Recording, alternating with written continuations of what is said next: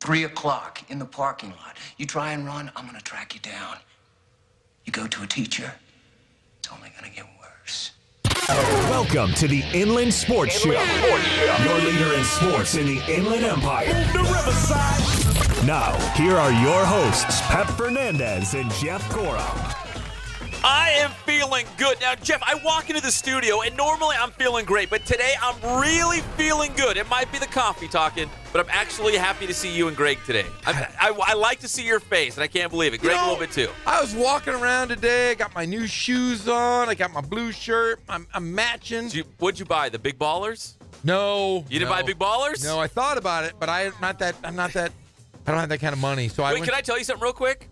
So my kid's school, they have this thing called the Friendship Games, and they bring Skills Day. They do all these like obstacle courses and fun games, but every year they take something like, for example, candy bars. So all the teams have a candy bar name. So they take kids from like high school age to kindergarten, they mix them all up. So you got kids who are 8 and 13, and they're all on the same, on these individual teams. So there was like Snickers, there was Team Kit Kat, there was Team Twix, so on and so forth, right?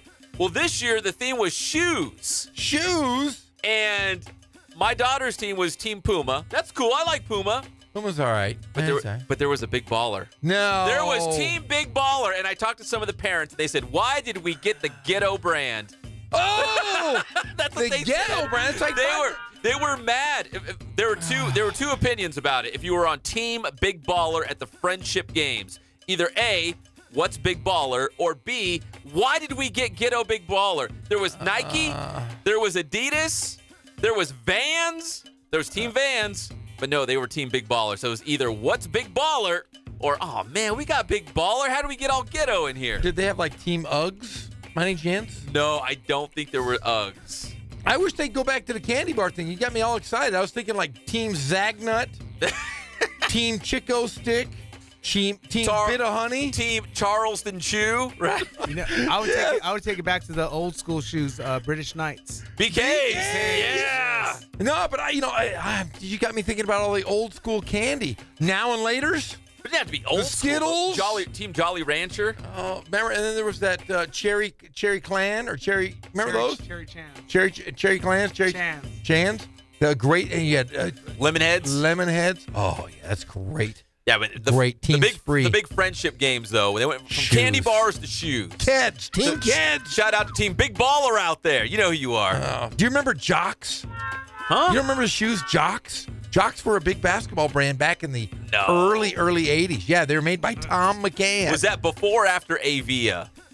Oh, before. A little before. Avia? Remember Avia? Avias are still the greatest shoes in the world for volleyball. They're out there? Oh, they're out there, Jerry. And they're everywhere. You go to any volleyball institution in the world. And that's what they're wearing. That's what they're wearing. They were wearing like Mizuno or something. Now they wear Avias and they wear some other goofy shoe.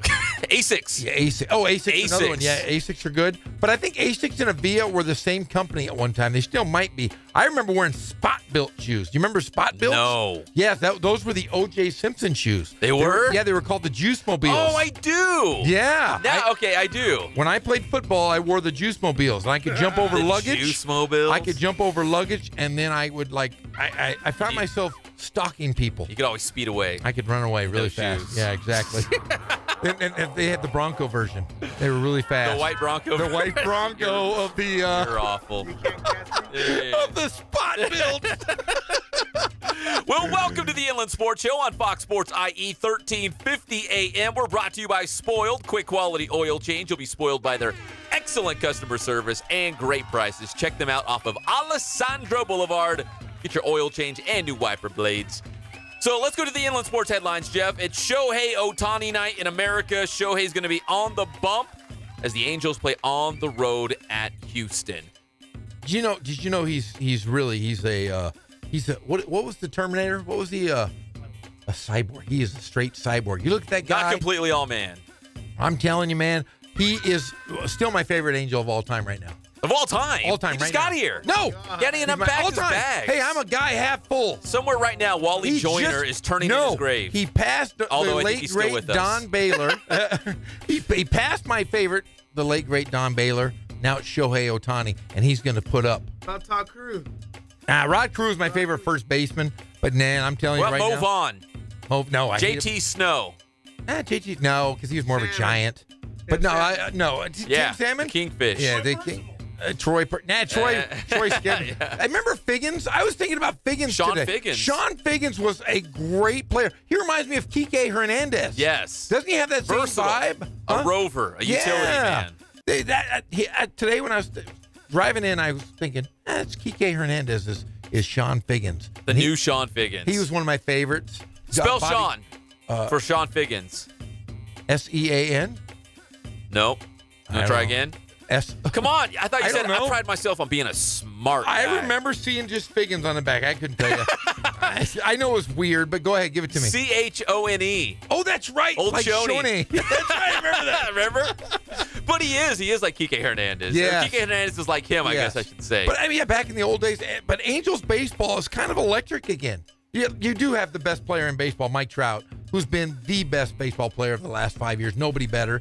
And then you have the newest sensation, Shohei Ohtani. It's like Fernando Mania. Remember back in the day? It is. I remember back in the day. Like Fernando the Valenzuela. biggest thing, all the buzz in the city of Angels. All of the buzz was on Fernando Valenzuela. Right now, you walk down Main Street in Disneyland, everyone's talking about Shohei. I saw Ohtani. You were there on Sunday. I was there Wait, true or false? Did you see any Shohei Ohtani jerseys? I saw several. You did? It wasn't just a couple. It was several. And they were everywhere. And, you're seeing these big 6'8" brothers wearing Ohtani, and you're going, hey, what are you doing? He's sweeping Where's the your nation. street cred? He's sweeping the nation. I'm telling you, I'm going to get one. I'll wear it around. That is the truest judge of how popular a player is. You go to Disneyland. I love that game. You walk around. Whatever random jerseys you can find. There's always at least one Tom Brady. There's like a Steph Curry. There's always one of those, There's a Brooke Lopez. Damn you, Brooke Lopez. Hey, I did see Connor and I were walking around Disneyland this weekend, and he said, hey, Dad, who's Shuttlesworth? Oh, Jesus Shuttlesworth? I saw Jesus Shuttlesworth. You did? I did. And I said, oh, that's just a character. I said, it was Ray Allen, right? Yeah. I go, that's Ray Allen. All-time leader in playoff threes. I said, that's Ray Allen's jersey. He goes, he's not Jesus Shuttlesworth. I said, oh, yes, he is. Yes, he is. But yeah, I saw Shuttlesworth. I saw Ohtani's. I saw, believe it or not, I saw a Mario Lemieux jersey still out there. A sweater. One of the all-time greats. I saw a sweater. Oh, yeah, don't you say jersey, Jeff. Yes, it's sweater. A sweater. Bryant? Yeah, lots you of always Kobe's. see Kobe's. A lot of Kobe's everywhere. No. But on little kids. Only on little kids. My Adults son are too smart. Hey, any James? little. LeBron James? There's got to be some LeBrons. I didn't see any LeBrons, but I saw lots of Ohtani's, and I did see Kershaw. No Kershaw. No Kershaw? No Kershaw. I saw Weak. That's a weak. Weak. No, I saw who's the good-looking guy that the Dodgers? Pep Fernandez? No, not that guy. Corey Seager. No, Bellinger. I saw Bellinger. Is he good-looking? I don't know. Girls like him. It was the girls that were wearing his jersey. Okay. If it was a dude wearing it, I'd say, but no, there were a couple girls wearing Bellinger jerseys. No, I didn't know. So I assumed that they were. But do you do that too when you're at Disneyland? All the time. Because you see all walks of life. You'll see some random things like hey, there's a Odell Beckham Jr. jersey or a Mario Lemieux sweater. Like who would have thunk? There's someone out there walking around with a Mario Lemieux jersey. And every now and then you'll run into a guy like Brooke Lopez, and you go, hey, look at the Brooke Lopez. No, it's an imposter. He sucks. That can't be the real guy. He's worthless. Yeah, we always look for Brooke Lopez now, still to this day. He might be there. He's a big Disney fanatic. If you go to his website, he is a fanatic about Disney. You're going to run into him again. I'm going to kick his... It's inevitable. I'm going to kick his ass straight up. I'm going to do it in front of my son just so he has a hero. I'm not getting kicked. I don't want to lose my pass, though. No. So I'm going to have to invite him to go outside into the parking lot. Because you can't lose that pass. I have a friend of mine that got banned from Disneyland. For life? For life. They do that? They have face recognition now at Disneyland. You'd have to do something pretty bad to get kicked out of something really bad. The Magic Kingdom he got for life. really, really bad. Mickey's ears? Like, yeah, what do you do? No, okay. Well, Smack up Mickey? Okay. Well, you can go to you can imbibe over in California Adventure. You can what? Imbibe. What are you talking about? You can drink. Oh, you can imbibe in California Adventure. Yeah, some lovely but you can't beverages. In Disneyland? No, really? My friend, no. I didn't know that. Not unless you're part of the Club 33. That's rich Jeff territory. You, my friend Peasant Pep, have never been to Club 33. No. Club 33 is for the What are you doing, Club? Oh, you just sit around, you smoke cigars, you look at the beautiful women, you eat caviar by the pound, and it's an exclusive club. It's thousands and thousands of dollars a month just to be a member. I was a member for 16 years. Now I'm an executive member. I can go anytime I like. It's above the Blue Bayou restaurant, and it's very, very private, very posh. But yes, I'm telling you, man, my friend got kicked out of the California Adventure for drinking. Too much.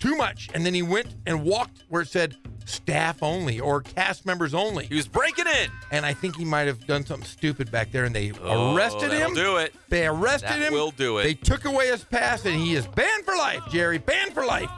His face. Out. So if he shows up, facial recognition will get him. Get him. Kick him right out. And I don't mess with Don't Disney. be that guy, Jeff. No. So he went to Disney jail? He went to Disney jail. Is there Disney jail? There is a like Disney down jail. below, like in the bowels of the Matterhorn. Who's the jailkeeper? Goofy? Goofy. No. Pete. Oh, yeah, Pete. Pete's a bad guy. Yeah, Pete's the bad guy always. Pete is the sheriff. Or the sheriff of Nottingham. He could be as well. Yeah. And any of the bad, Disney's a dark stories. Those stories are always dark. Somebody always dies in the beginning. The 101 Dalmatians are trying to make dogs or make coats out of dogs. Yeah. That's pretty dark. Yeah. If you think about it. But yeah, my buddy got banned. And don't be that guy. I don't want to. Moral of the story: don't be that guy. Don't be that guy. So if you go to Disney, look for those Shohei Ohtani jerseys. He's on the hill tonight in Houston. The Angels won. They won last night 2-0. Tyler Skaggs quietly off to a fantastic start for the Angels. 7 shutout innings last night. He gave up just 4 hits in that 2-0 win. Meanwhile, the Dodgers, Walker Buehler made his major league debut on the hill, getting his first start, I should say. A 2-1 win against the Marlins, a no decision for him, but a 5 shutout innings for the former Quake. Did you know, Pep, they had 3 catchers last night in the game. 3 catchers? All 3 of their catchers. Wait, hold on. Austin Barnes, Yasmani Grandal. Catcher. Kyle Farmer. Third base. Holy smokes. They love the catchers. What's not to love? And what is it, a 15-man roster, and they got 3 catchers out there? Lots of catchers. Catchers are the best players. You think so? I don't know. Steve Yeager. That's my favorite Dodger catcher of all time. All time, Steve Yeager. Mike Socia? Socia was okay. He wasn't that good. Well, Walker Buehler was touching 99 miles per hour on the gun almost triple night. digits? Yeah, he was bringing some heat, that real high, stinky cheddar stuff. So Walker Buehler off to a great start here for the Dodgers. 2-1 win against the Marlins last night. Hey, we're going to keep an eye on that Cubs-Indians game, the pride of Redlands East Valley, Rev. Tyler Chatwood still looking for his first win, Jeff, in that Cubs uniform. Cubs and Tribe today. In fact, I think they're just about ready for first pitch out there. They have already started. They're at the top of the first inning. 2 outs, 0-0. Tyler Chatwood updates live on the show to the NBA playoffs. Wow, the Jazz. Jeff, I think you have fallen in love with the Utah Jazz. Too bad you already jumped on that Warriors bandwagon, because I think there's a special little part in your heart for the Jazz. I have jumped off of the bandwagon of the Warriors. You're already off? I am off. But you barely got on there. I now have a new favorite team, and that team is the Utah Jazz, because it was coached perfectly. That's my dark horse. Utah.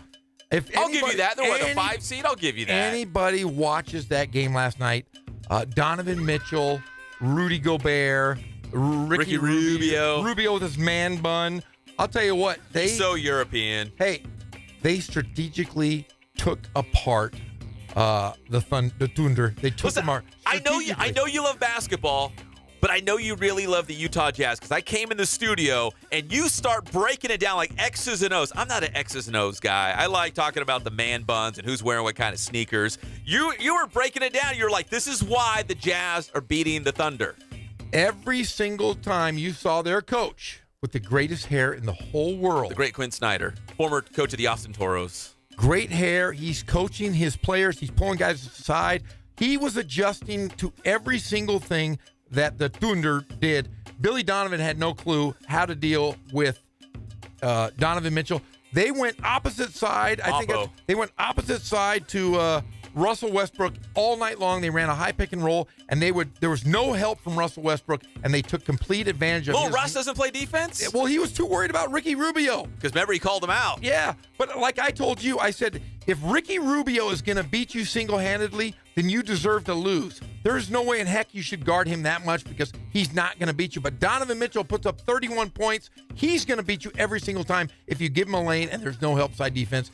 And Quinn Snyder really took advantage of it, and Billy Donovan did a horrible job of adjusting. Jazz leading that series against Oklahoma City. That's 3-1. Also last night, it was the Rockets, a big win against the T-Wolves. So Minnesota got one in that series on their home floor. It's over. Good for the T-Wolves, but it's Houston's series to win. They're up 3-1 in that one, too. The Ontario Reign, Game 4 tonight of the Calder Cup playoffs, back on their home ice at Citizens Business Bank. They're down 2-1 in their series against the Texas Stars, first-round series. We'll see if the Reign can bounce back. Remember, they lost in double OT on Sunday evening. Broke our hearts. Couldn't even sleep on Sunday night, but the Reign going to try to get back in the series. They're down 2-1 right now to the Texas Stars.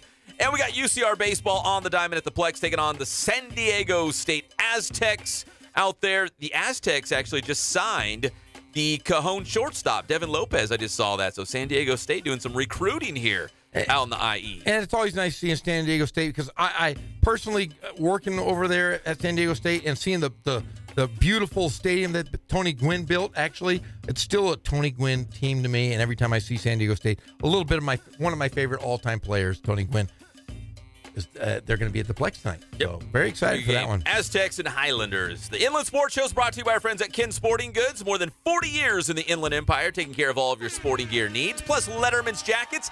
They do team sales. They got it all. Helmets, football pads, baseball mitts, Cups, cleats, cups. They got it all. That's Kin Sporting Goods. Let them take care of all of your sporting gear needs. If you'd like to sponsor here on the Inland Sports Show, send us an email at inlandsportsshow@gmail.com. When we come back here on the show, we're going to break down some NFL draft. I can guarantee you one team that Baker Mayfield will not go to: the Chargers. You hear about this? He didn't study the playbook. Oh, the Chargers don't like him. Not that he'd be around, but we'll talk about that as well. Baker Mayfield will not be on the Chargers. When we come back, it's the one and only Inland Sports Show on Fox Sports IE, 1350 AM. Mr. Madison.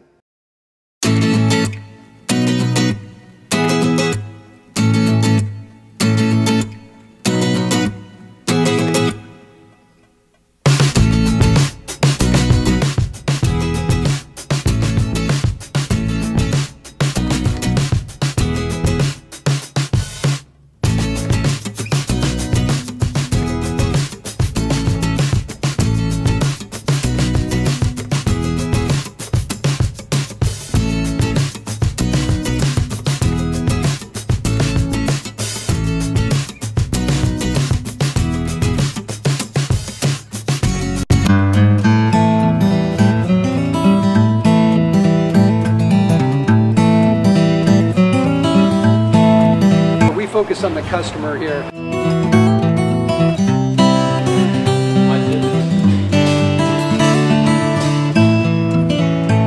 Believe it or not, that is the biggest thing for customers on an oil change. They just want the convenience of coming in, driving in, getting it done, and driving out.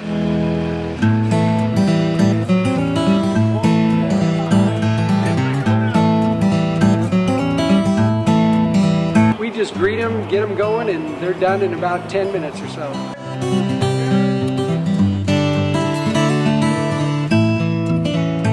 We don't push any sales on them. We do the oil change, and I think that's what sets us apart is our customer service. Vacuumed and cleaned your windshield for you as well. Everything's looking pretty good.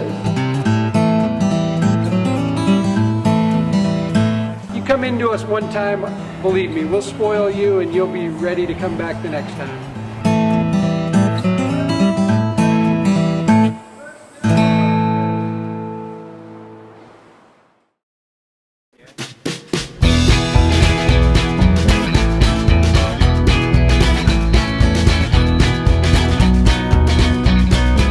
Thank God, first of all. I thank the great people that I've got around me that help support me, the people that work for me. As I started, if it wasn't for the people around me, we probably wouldn't be here right now, but I've got a great staff. I've got great people that do stuff for us outside the store, and we've been very, very fortunate.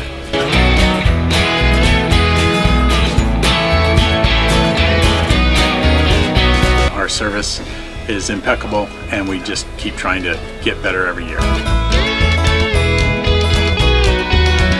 We can do online stuff for your teams, as well as, like I said, the screen printing, the embroidery. We also have 3 women that do extra sewing for us, like tackle tool on uniforms, or the bling or rhinestones for different shirts for the ladies.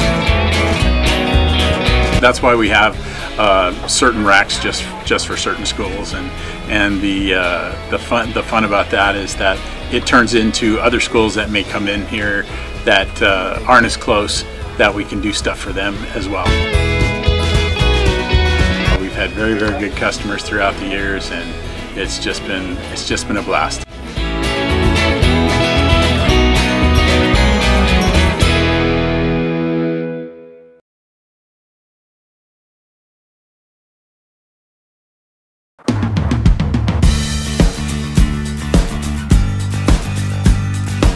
We're a small family-owned, strive for quality pre-owned vehicles. We're not a volume dealer, and we take every deal as personal to us.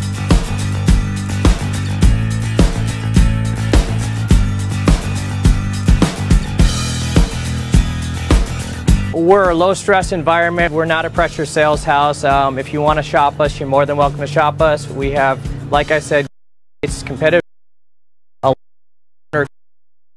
title vehicles. As you see, facts everywhere. That's most important to us, to educate our customers before they make a purchase.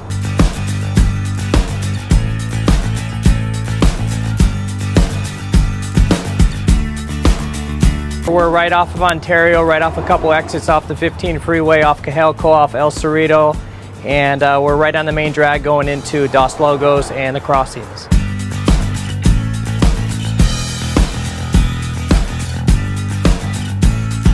We have great financing, we have great lenders that we're using. We do buy, sell, trade, cash for your car. Whatever we need to do to help accommodate the customer, that's what we're here for.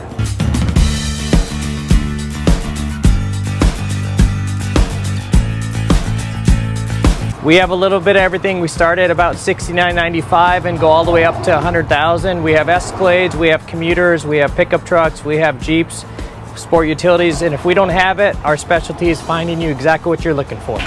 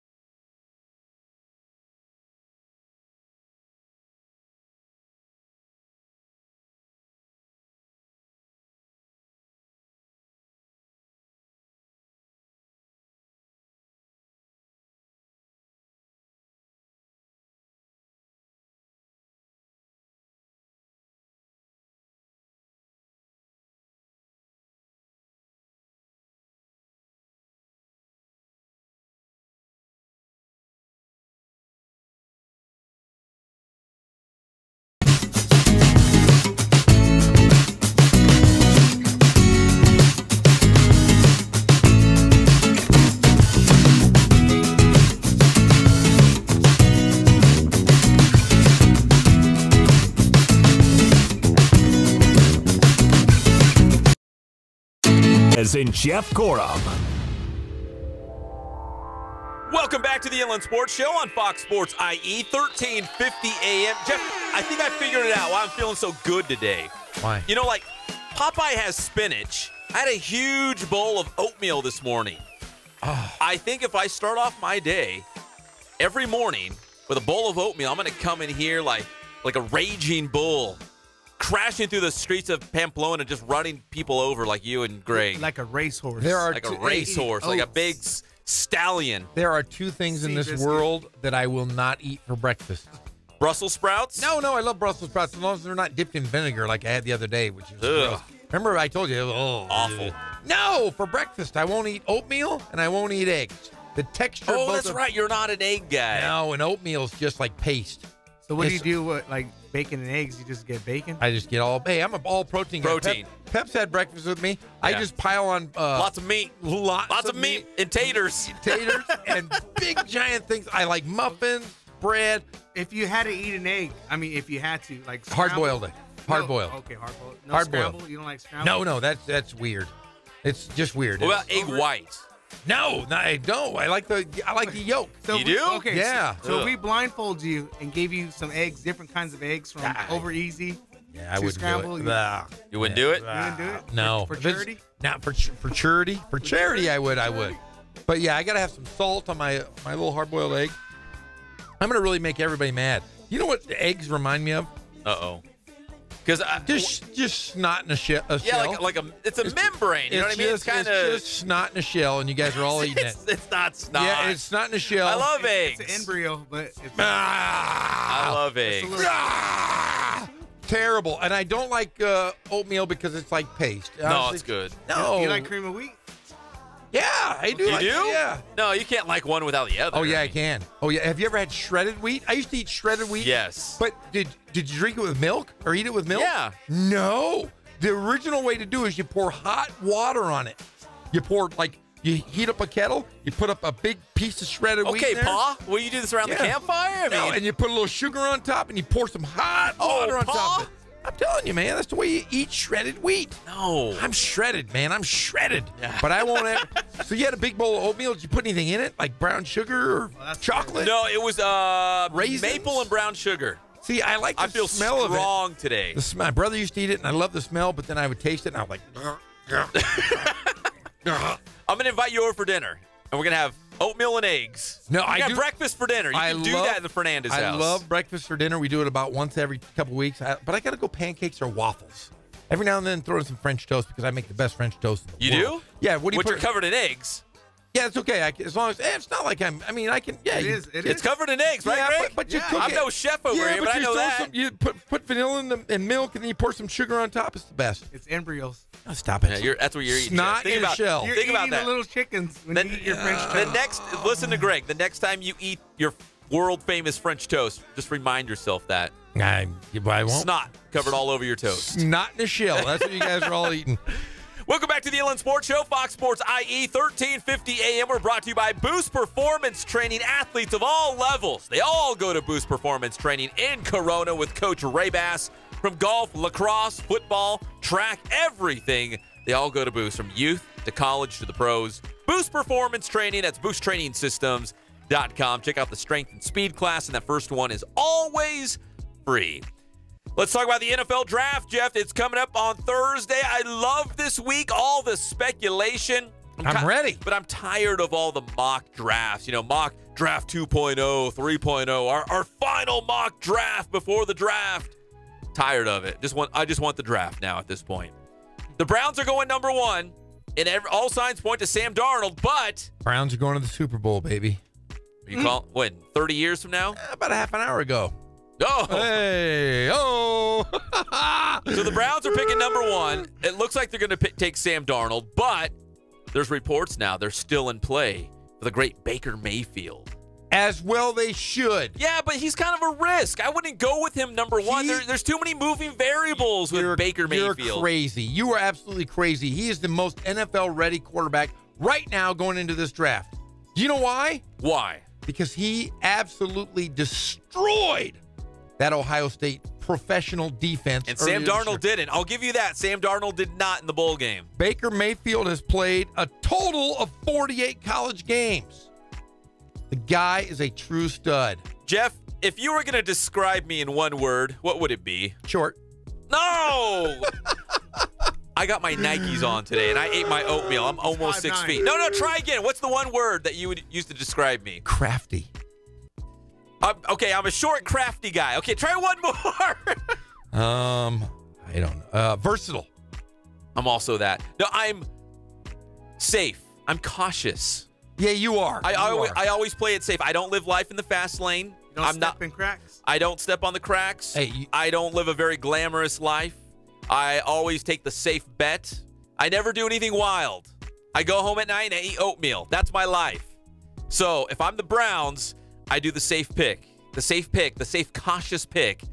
is Sam Darnold out of USC. Nah. Baker Mayfield's too wild. That's why you like him. He's a little wild. Nah. Baker Mayfield is right now the most ready quarterback in the league. Well, they're saying the Browns are still considering Baker Mayfield, but who knows? That could just be a smoke screen to the rest of the league and just trying to throw us off their scent. But I do know one team that will not pick Baker Mayfield, and that would be your Los Angeles Chargers. Now, they had Baker Mayfield for a pre-draft meeting and as they had a lot. A lot of guys came through there and a pre-draft workout. Well, here's what they said, because they had him in for a workout, but Baker Mayfield really didn't look too good in the workout. And they gave him a playbook. They had dinner. They broke bread, and they said, hey, Baker, here's some plays. Study these plays. Come back. We're going to put you through a workout. Let's see what you got, all right? Yeah.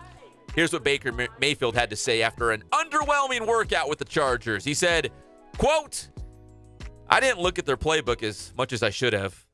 Could have gone a little bit better. But at the same time, I'm prioritizing which playbooks I'm going to learn. No offense to them, the Chargers, but I've got a lot on my plate. You are one pathetic loser. Oh, that's true. Well, they weren't going to draft him. Well, here's the thing. The Chargers pick at number 17. There's no way. No way, right? There's no way that he's going to slide all the way to 17. There is no way that a guy that completed 70% of his passes over his college career is going to end up 15th. So do you have a problem that he said, nah, sorry, you know what? I'm not going to be around by 17. I'm sorry, Chargers. I know you want me to come work out. But realistically, I'm not going to be around at 17. I'm a big-time baller. I'm going to be gone. I'm not going to really study your playbook because I got all these other ones I got to study, like the Browns and the Giants and the Jets. Okay, what's the one word you would describe for me? Nuts. Crazy. You give me if I order a martini, I nailed it one try. I want a double, and that's the kind of guy. Give me more. Supersize it. I want more. Let's go for it. That looks risky. Let's do it. You give me 3 olives, I want 6, my friend. I think I don't besmirch Baker Mayfield for making these comments. I don't either. I don't, because as a good quarterback, let's think of the great ones of the past. Who of our great quarterbacks has not been a cocky guy? You're a Joe Montana guy. Yeah. Joe Montana was probably the most cocky guy there was. Joe Namath. Joe Namath would call his shots in a fur coat, for God's sakes. Brett Favre. Definitely cocky. Wouldn't even talk to his backup quarterbacks. So yes, I think Baker Mayfield. It's okay. I'm all right with that.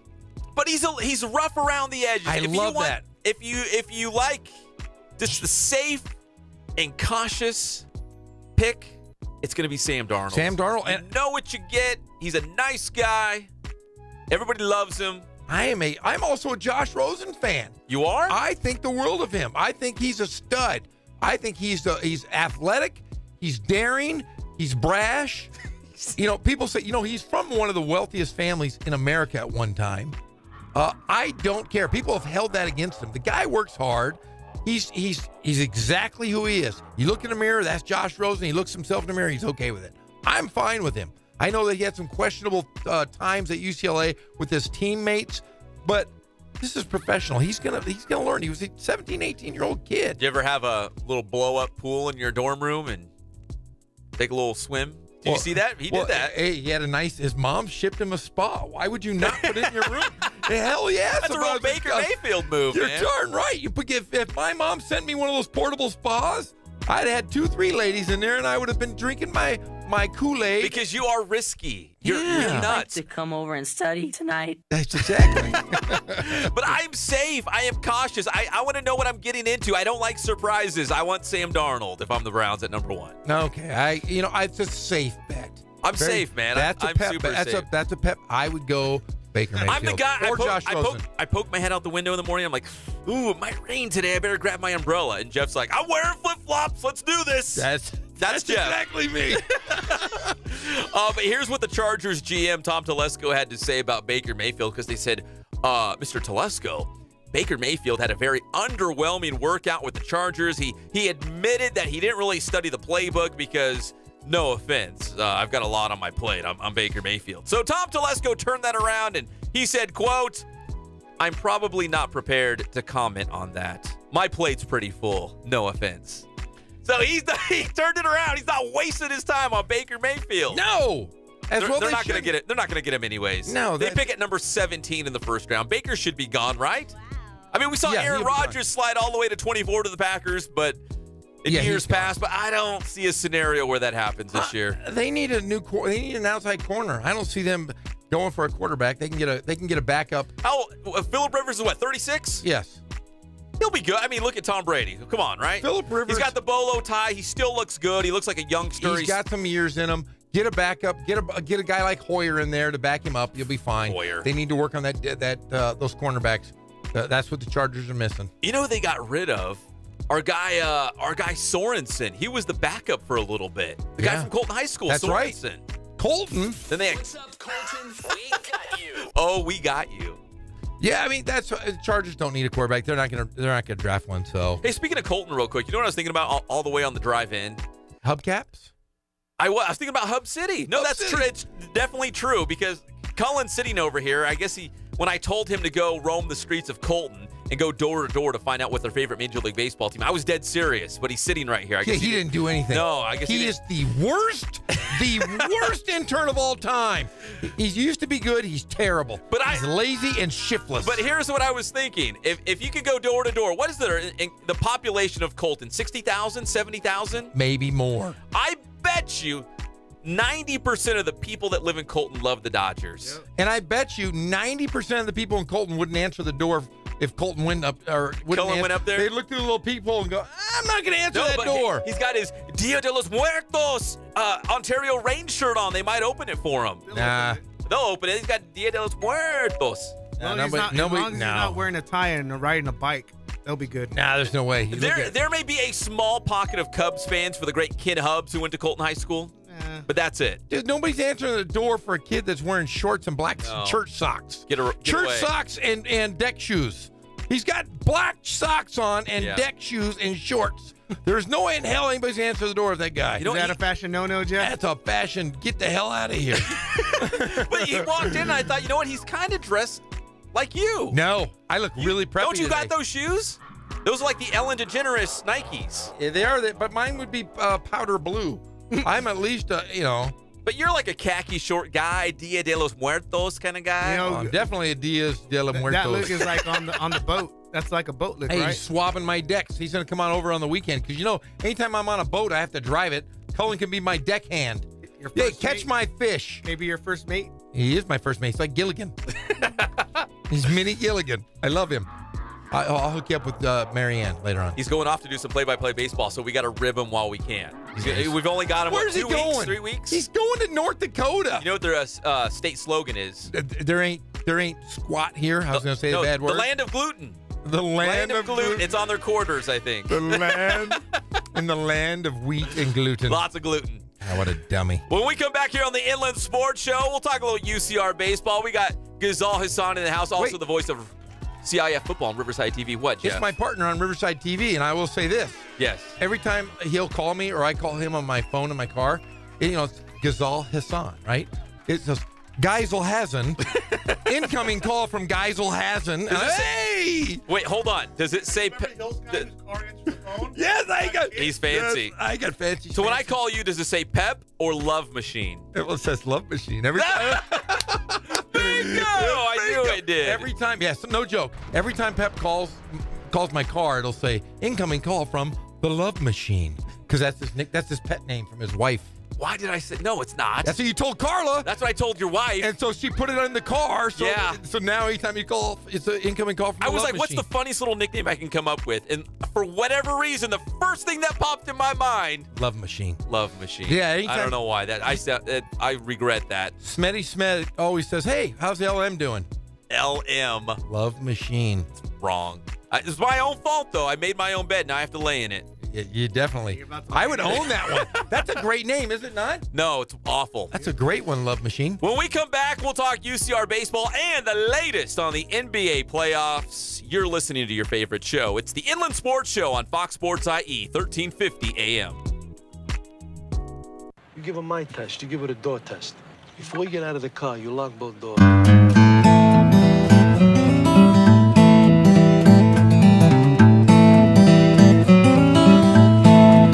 We focus on the customer here.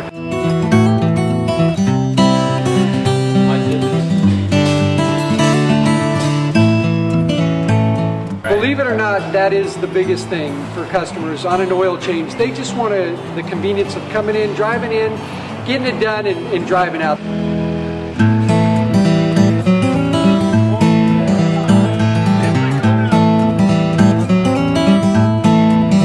We just greet them, get them going, and they're done in about 10 minutes or so.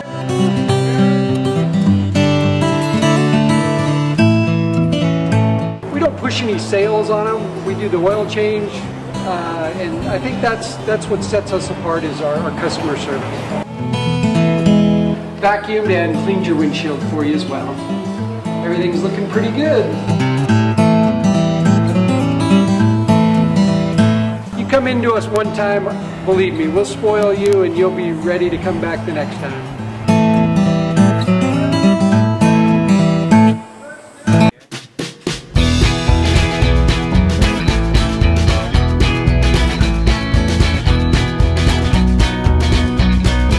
Thank God, first of all. I thank the great people that I've got around me that help support me, the people that work for me. As I started, if it wasn't for the people around me, we probably wouldn't be here right now, but I've got a great staff. I've got great people that do stuff for us outside the store, and we've been very, very fortunate.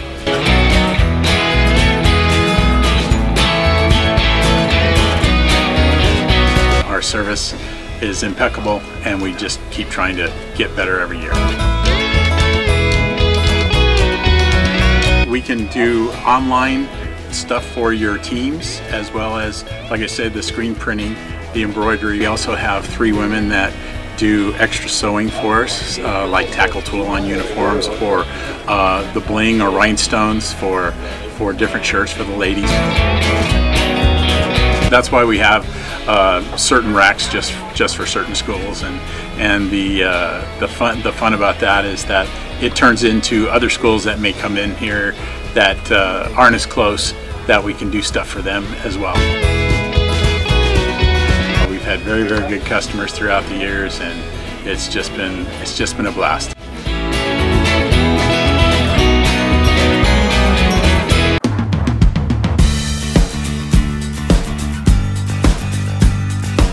We're a small family-owned, strive for quality pre-owned vehicles. We're not a volume dealer, and we take every deal as personal to us.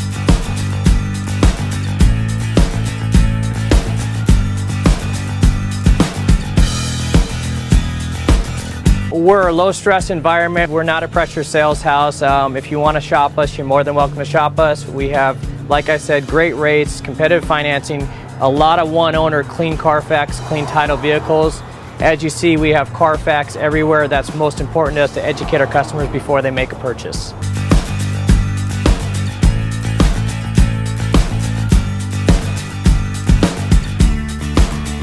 We're right off of Ontario, right off a couple exits off the 15 freeway, off Cajelco, off El Cerrito, and we're right on the main drag going into Dos Logos and the crossings.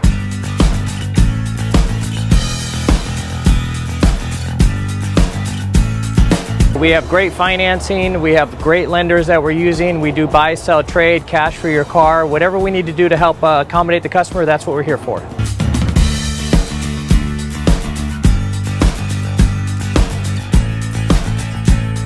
We have a little bit of everything. We start at about $69.95 and go all the way up to $100,000. We have Escalades, we have commuters, we have pickup trucks, we have Jeeps, sport utilities, and if we don't have it, our specialty is finding you exactly what you're looking for.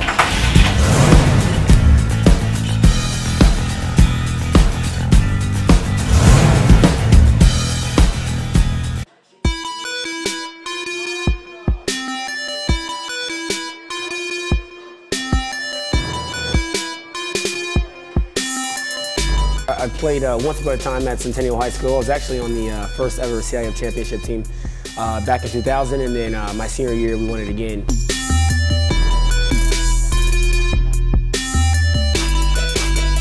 I'd say that's my passion because I've done it. You know, I know exactly where these athletes are at. I know what their mindset is right now. I know how hard it is to, number one, find a performance coach who can take you to the next level.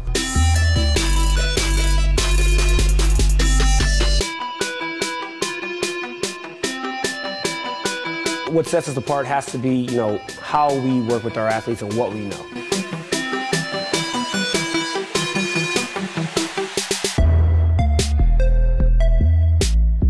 We can take an athlete and help them reach their athletic potential, help them, prevent injuries, help get them stronger.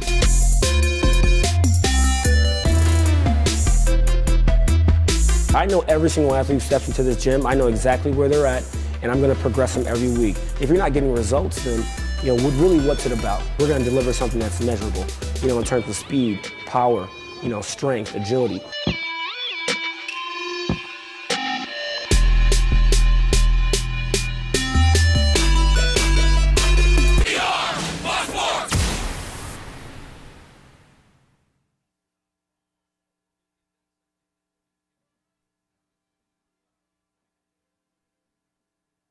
I got enough to worry about with Richie. You always worry more about Richie. What about me? What about me? We're back to the Inland Sports Show. Here are your hosts, Pep Fernandez and Jeff Gorham. Welcome back to the Inland Sports Show on Fox Sports IE, 1350 AM. Listen. I'm listening. Is this one of your songs? For you. It's for me? Salty G and the Love Machine. Love Machine. That's me. Now, incoming call, Love Machine. Incoming. That's me. Yes, every single time. I still regret, Jeff, to this day. Why did what did you ask me? We were on the phone. I think we were in the car, and Carla said, "Hey, what does Tara call you? What's your nickname?" And I said Love Machine. Yeah, you just open your mouth. No, I remember saying it. I'm just trying to remember, why did I say that? It's so dumb now I think about it. Context is important. Yeah, you were trying to be cool in front of my wife. That's perfect hip hop. You guys are a great hip hop duo now. It's Love Machine and Gigi Salt, and then you got Greg Hollis spinning the music for Man, us. we could be a band. Dude, that was the best. I remember when you said it too. I went, "Oh, that's he's never gonna let that down." No, that was dumb. Welcome back to the Inland Sports Show on Fox Sports IE 1350 AM. We're brought to you by Catalano Motors in Corona off of Temescal Canyon Road. The special this week, a 2017 GMC Yukon. It's white on the inside, black leather, navigation, the backup camera, the tow package, everything. Save thousands of dollars. Don't waste your money. Go straight to Catalano Motors off of Temescal Canyon Road. CatalanoCars.com is the website. All right, well, let's real quick talk about UCR baseball. They've got San Diego State tonight. UCR giving Ghazal Hassan, the voice of the Highlanders, a rare night off. He works so much. He's all over the planet. Tonight, a rare night off before he jumps back behind the mic. David Gascon has the call. I was in town doing some business earlier. I want to get a couple things off my chest, though. Okay. First of all, happy birthday, Connor Gorham. Yeah! Is it today? Well, it's actually it's coming up. It's on Cinco de Mayo. Oh, it is. Oh, Okay. por supuesto. But yes, he's Mijo. Remember, but see, the way his birthday's working out, we're going to the Great Wolf Lodge. That's a fun place. Yeah, but so are you? Do you do the water slides? I do it all, baby. You do? I go straight. I'd love to see you going down those slides. I wear Speedo. Oh, never mind. I don't want to see Yeah. that. Go ahead. Connor- Go ahead. I'm sorry, Ghazal. Go ahead. No, because Connor and Fast Johnny, they kind of vacillate as my favorite Gorham. Nothing against Luke. He's too young to have an ego yet. So I'll be like, I don't know. He's a Gorham. in a couple of years, I'll be juggling the three. But Connor's such a good kid. He doesn't play any defense. But No aside D. from that, No D. very good kid. He plays the cello. Yeah. Artistic. Well-rounded. Yeah, he plays and he's a Boy Scout. But man, I'll tell you what, I'm gonna slap that kid around so many times. He's going to be a teenager soon. Oh my God, he stinks Is he now. 13 or 12? 12. Okay, But 12 is all right. soon he'll be a teenager, and it changes the game. Yeah, we'll get him on a sitcom, and he'll be He's fine. a stinky Make him a child kid. star. Grievance number 2. Uh-oh. The It's NFL. like an early Festivus around here. I'm saying this right now. Yeah, I'm a few months early for Festivus, Early. right? The team that doesn't draft. See, I'm a Jets fan, so I need to make that clear. The Jets need to take Josh Rosen because you know what's going to happen if the Jets don't take Josh Rosen? He's going to go to the Patriots, and the league will rue the day they allow Josh Rosen to slip to the Patriots. And this is what I will say. It's funny because most of the pundits are like you guys, like, oh, Sam Darnold. You know, everybody I talk to who actually like coach the game, they all tell me it's Josh Rosen. I got to meet. I'm not to drop names, but I met Gary Barnett, the old Northwestern Yes, Colorado I remember coach. Gary Barnett. I was working the booth, and he put like a dissertation to me about how Josh Rosen's going to be so good in the NFL, and I bought it hook, line, and sinker. So I'm hoping the Jets take Rosen. I'm hearing they're probably going to go Mayfield at 3 if he's there. They're saying Josh Rosen could be the 4th quarterback. Well, he's going to be Aaron Rodgers, and the Patriots are going to get him, and then the rule day. This is the word, and this is the last thing. I'm sorry. I know you guys want to talk about other things. No, it's all right. But I heard somebody say they don't want to – the GMs are scared of Josh Rosen because he's, quote-unquote, too opinionated. Yeah. You know who wasn't too opinionated? The 49ers when they're winning all those Super Bowls. That's right. You know who didn't care? Lawrence Taylor was when the Giants were winning Super Bowls. When Al Davis was winning Super Bowls with the Raiders, he didn't care if the player – this is so silly and ridiculous. So, Mike McCagnon, I'm hoping you're bluffing and you're playing games and you're going to take the chosen one. Because Josh Rosen. I think there are smoke screens out there. I think we don't entirely know everyone's intentions. 90% of what you're hearing now is completely a smoke screen. Because New England has said they do have interest in Josh Rosen if he's still around. They also have some intrigue of Lamar Jackson, the quarterback out of Louisville as well. I disagree with you guys. I think the Chargers are going to take a quarterback at some point. It might not be till the second round. But I do think they're looking for like Mason Rudolph. He's another guy that's going to be around. Jackson could be there at 15. 17, right. 17. He could be there. I just don't know. Is he a quarterback? Is he that guy? I mean, some people say yes or he wants to be a quarterback. He wants to be, but a lot of guys want him to be that slot receiver. Jackson's going to be. I think he's going to be a pretty good quarterback. It may take him a year or two, but he's got. I mean, he can throw. Yeah, he can run. He's a Heisman winner. Well, the most important thing is he's a leader.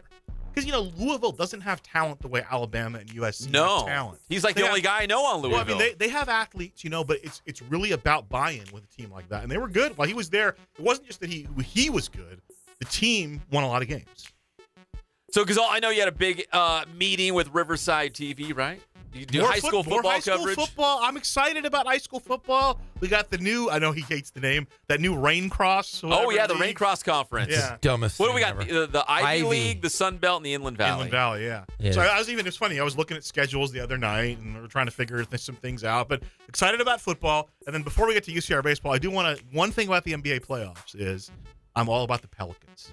You like the Pelicans? And I picked the Pelicans not because I knew anything. I just think it's cool to have the Pelicans in the playoffs, and I like Anthony Davis, AD. I want him to ride into the sunset, and so I would love. So the funny thing is, Jeff Gorham made a great comment. He said the Jazz. He did? He said the Jazz are his quote unquote dark horse. Yes, that is the first time the word dark and the Utah Jazz have been used together in many years. many years. But it's funny about how about Ricky Rubio hitting jump shots. He's actually pretty insane. good. Yeah, he's actually pretty good. Shooting the ball well. Yeah. That's tough. He's averaging 20 points a game in the playoffs. No, he was only he was 13-5 during the regular season. Was he like a 40-some%, like a 42% career shooter, and then all of a sudden, but see, that's what Jeff knows. Jeff's a big time player. That's what gets it done. When you get to the playoffs and you elevate your level, those are Joe Ingles. But I mean, that's what who's Joe Ingles? Remember, it wasn't even the year they won. That second year Dwayne Wade was in the league. Miami got to the second round, I think, of the playoffs because Dwayne, and that was like, okay, now you understood why that team was going to be good, and they won the next year. Then obviously LeBron came later, or LeBron, as your friend. LeBron James, that's how we say it on this show. But UCR baseball, San Diego State tonight, Mountain West. Mountain West is a very good baseball conference this year. Nevada, UNLV, and San Diego State, the top of the conference. So is a test. April for some just one reason, game, right? One tonight, and then they play at San Diego home and home, State. Yeah. So I'll have the game next Tuesday from Tony Gwynn Stadium. Oh, you're going down there? We're going to go down there, yeah. Oh, road trip. Take a road trip down there. You guys are welcome to come if you'd like. Do the game live. Show at Tony live from San Diego State. Yeah. Our buddies at San Diego State. Yeah. I'm looking for those Jordan Brand shoes, right? Yeah, they should be coming any shoes. day. I haven't talked to Coach Percival in a little bit, so I'm going to actually see him after the show. I'm going to run over there. But, April was a tough month last month. Last year, they won 4-13 in April, and March was going okay. They lost that last day in March, and since then they're 3-8 in the month of April. So, but the good thing is this year the Big West there's so much parity in the Big West. They can still turn it around this weekend because everyone's kind of beating each other up right now. Yeah, right? I mean they're only as bad as they play. They're only a couple games out of first place. I think it's 2.5 games out of first place. So they need to win the series on the road against Santa Barbara this weekend. That's a big one, right? If they can do that, then maybe they can go forward. What killed them was you lose a one-run game in extra innings to CSUN on a Saturday when you could have won that series. When, a day where Cole Percival pitched really, really well, and they go to Hawaii, they have a lead, they give it up in the 8th inning, and then Hawaii wins it in the 9th. So those are two games right there. So instead of 4-5 in league, you're now 6-3 in the league and looking very different. But you know, as you've seen, I don't know if you guys have been watching the games or watching the box scores, but those freshmen, you know, Aventino, Dylan Orrick, Cole Pofek, Nathan Webb, a lot of local guys. They're all local guys, and they're all getting a lot more at bats because Troy Percival said, "Listen, if things don't change, I need to make some changes," and I give him credit for that because not disrespectful to his seniors, but he's like, "Hey guys, you know, the results are what count." And the freshmen are, you know, like Cole Pofek started off like 0 for 10. I think he's like 4 of his last 9. Dylan Orrick was like 1 for 12. Local guys. And now he's 6 of his last 16. Around. So they're getting experience. They're getting more confident. And at some point, you got to translate that, though, into more wins. I'm sure it will. It's going to be UCR and San Diego State tonight at the Plex. We got more NBA playoff talk down the road. When we come back, we're going to talk a little Mount San Jacinto women's basketball, the state champions, Jeff. State champions. It's hard to believe coming out of that little area of San Can't believe it. We're going to talk to them next on the one and only Inland Sports Show, Fox Sports IE, 1350 AM. Sir, please.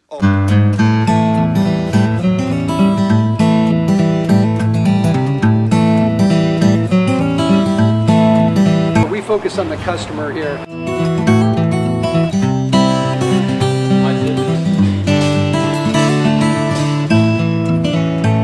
Believe it or not, that is the biggest thing for customers on an oil change. They just want the convenience of coming in, driving in, getting it done, and driving out.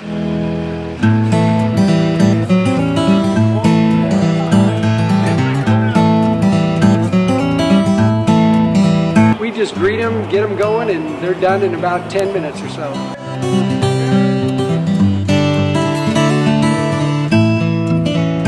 We don't push any sales on them. We do the oil change, and I think that's what sets us apart is our customer service. Vacuumed and cleaned your windshield for you as well. Everything's looking pretty good.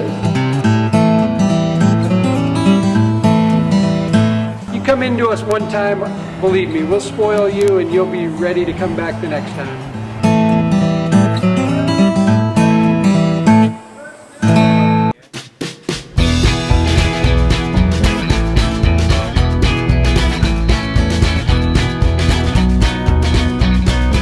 Thank God, first of all. I thank the great people that I've got around me that help support me, the people that work for me. As I started, if it wasn't for the people around me, we probably wouldn't be here right now, but I've got a great staff.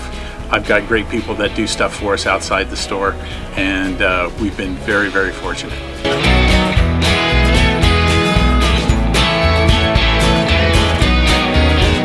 Our service is impeccable, and we just keep trying to get better every year. We can do online stuff for your teams, as well as, like I said, the screen printing, the embroidery. We also have 3 women that do extra sewing for us, like tackle tool on uniforms, or the bling or rhinestones for different shirts for the ladies. That's why we have certain racks just for certain schools, and the fun about that is that it turns into other schools that may come in here that aren't as close, that we can do stuff for them as well. We've had very, very good customers throughout the years, and it's just been a blast.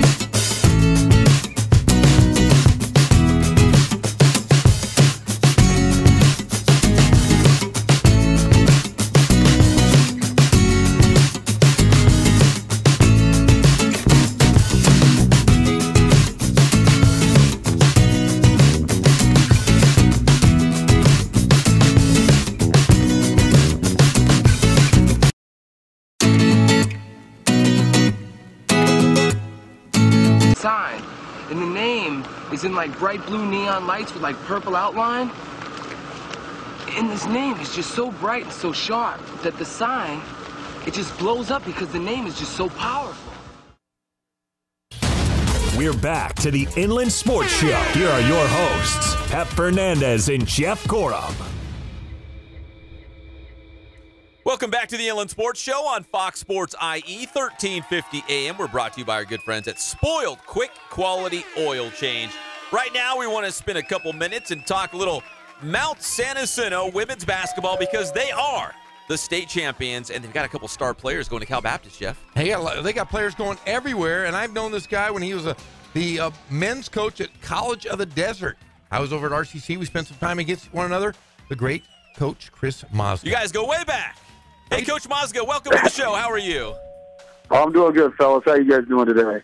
Just fine. Hey, congratulations on that state title. How'd that run go for you guys? Well, I appreciate it, man. It was something. We've felt like the last few years we've been close, and to finally have it happen was something special. You know, it takes a special group of kids to be able to play a season as long as it becomes when you go all the way to the state championship, and they hung in there, and finally, you know, it was the result we were looking for. Well, Coach, how long have you been at San Jacinto? And, you know, I remember you back at College of the Desert, but what kind of brought this marriage, besides the fact that your wife is coaching with you? How long have you been at San Jacinto, and what brought you to this rise to be able to recruit such great players to get this state championship? Well, you know what? This is my 13th season already at Mount San Jacinto, so we're both getting old, obviously. You know, I was at College of the Desert for 6 years, and Patrick Springer, who I originally moved to California with, became the athletic director, and he's still the athletic director and men's coach here at Mount San Jacinto. So when I took over for him at College of the Desert with the men's team, when he moved over, that's kind of how I got here. And I tell you what, it's been a long trek trying to get the great players over here, but my wife does a great job recruiting.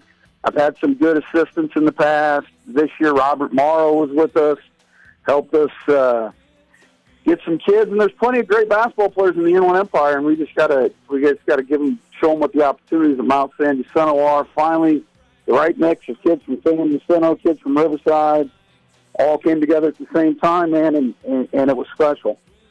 Well, Coach, talking about your special players, you have several of them going to different schools this year. They've signed letters of intent. Can you tell us a little bit about some of those young ladies?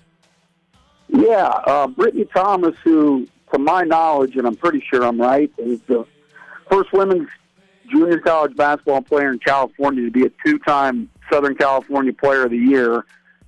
She played for us 2 years ago and then played for us again this year. Her, along with Lacey Brown out of Riverside Poly, will both be at Cal Baptist next year, helping them transition to Division I. Kayla Gower, who came to us from Heritage High School in Menifee, will be at Cal State San Marcos next season. And right now, just today, Madeline Morrow committed to take a scholarship to Northeastern State in Oklahoma. And Maddie played her high school basketball at Riverside King. So 4 of our kids that are already committed, another young lady from Chaparral High School in Temecula, Janeza Roseman Lulu, is going to be on the basketball team on an academic scholarship at San Francisco State. So 5 kids that are already taken care of and 3 or 4 more that we hope to finish up the recruiting process with in the next week or 2. Well, I remember Maddie Morrow when she was born. Her father, Rob, is one of my good friends, and he's been a staple in Riverside for a long time. You've done a lot of recruiting. You've done a lot of winning within the Riverside and Inland Empire community. But I'll tell you what, you are not only a champion, but your son is also a champion. Played this year at Notre Dame High School. He's quite the player.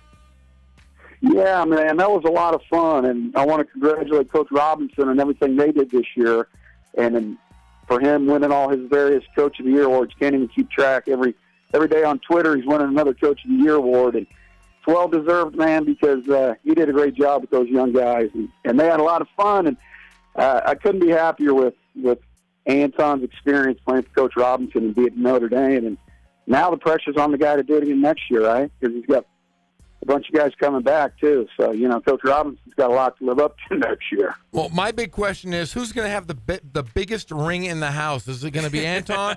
Or is it going to be yours and your wife's? I mean, who's going to have the bigger ring? Well, you know what? Here's the great thing. I just gave Notre Dame some money for a ring. We were able to raise some money through some people out here in San Jacinto and Hemet that are going to pay for ours. So I hope his is bigger. I hope his is bigger since I had to pay for that one, Well, San Jacinto is one of those areas in Riverside County, like Norco, like Yucaipa. It's kind of, it's a close-knit community. The community has really, really supported you guys. You just had a banquet the other night, and it was standing room only. What's it like coaching? It's not right in the big city. It's kind of off in the, off the grid somewhat, but you get a lot of support out there in San Jacinto.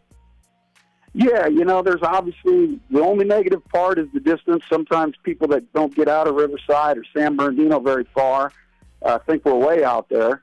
But the plus side is once they come out, they see where we're at. The support in the town, like you said, is great for us. San Jacinto Lions Club, the Hemet Sportsman's Club, the Kiwanis clubs out here all do a great job of hanging on to that community atmosphere, which unfortunately is going away in a lot of community colleges. I've been out in California for over 20 years now, and a lot of people, not a lot, but more schools had that connection when I first got out here, and it's slowly slipping away because, everything kind of runs into each other now. We've still got that special little niche, and I think it makes it special for our student athletes to be able to have that support.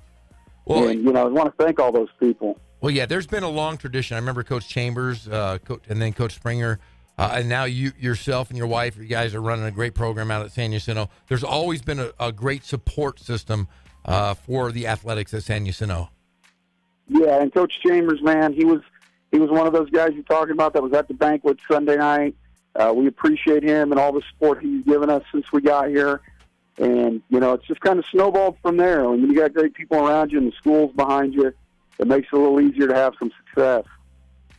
And I'm gonna bring something up. It's kind of on a little bit of a down note, but I know he was a good friend of yours, a good friend of mine, a mentor, and a guy I worked with as an assistant coach. And I played for the late Bob Schermerhorn. Bob Schermerhorn, the longtime coach at Riverside Community College, or Riverside City College, passed away yesterday morning. And I wanted to get your thoughts on Bob because I know Bob was a friend of yours, a friend of everybody in the Inland Empire community. Yeah, well, two things. First of all, from a coaching standpoint, he was unbelievable. You could always learn something from Horn anytime he wanted to sit down and talk about basketball. You certainly wanted to listen anytime he talked. But more than that, man, you couldn't have a bad time. You couldn't have a bad time with coaches around. I remember when I first got into the California Community College system and we go to the state tournament, and there was nothing better than the state tournament hospitality room and sitting around listening to Horn hold court and tell everybody his stories. And it's a tremendous loss, but he had such a productive life and touched so many people's lives, man. He's going to be missed, but, man, he was a great guy. Yeah, I was lucky enough to be part of his coaching staff. I was lucky enough to play for the man. We went to 4 Final Fours. And I will say this. A lot of people say that, when you talk to people, they say, man, he was great. He was kind of a BSer, but I will say this.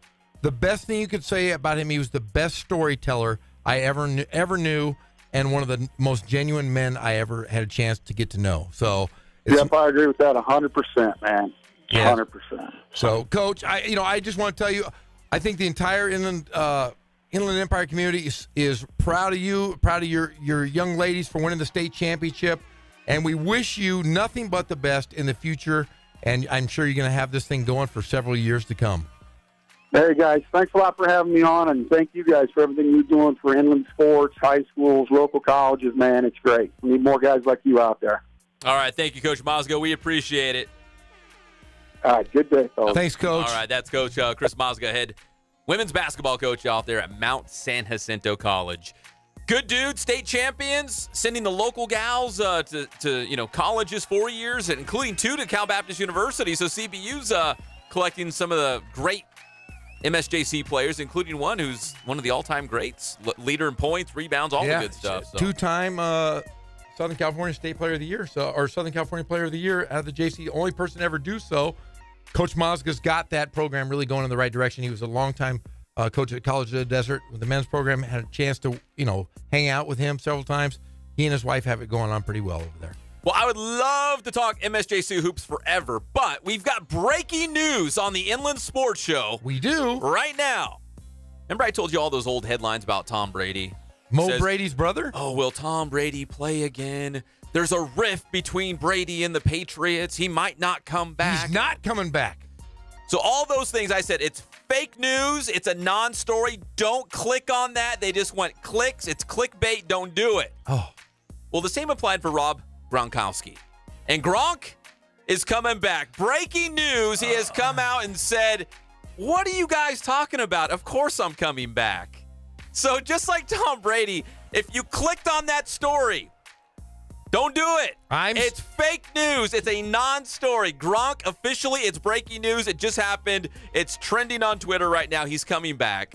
Boonchen is keeping him away from the Patriots. He is not going to play next year. Who, Brady? We're talking about Gronk. Gronk is coming back. Brady's not going to play. I'm believing that clickbait. Until he says he's playing, he's back. Is not. He's playing. Don't click on it. It's a non-story. They just want to increase their website traffic.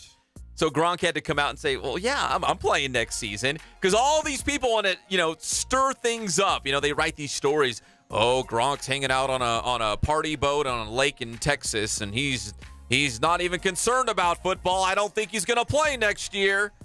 Come on. Tom Brady's in Qatar right now with his beautiful model wife and his family and relaxing, and he's probably laughing at all the people over here saying, "Oh my gosh, I don't know if Tom Brady's going to come back."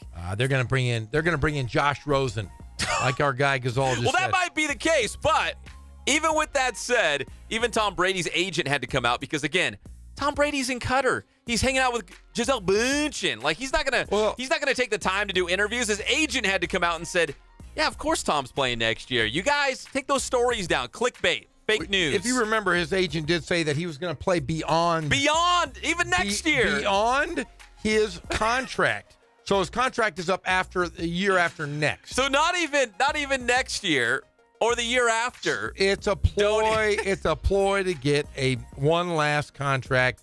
It's going to be ridiculous. It'll be a one-year deal until he's retired. But if they brought in Josh Rosen, do you think they'd push him out? Like the old Aaron Rodgers to Brett Favre?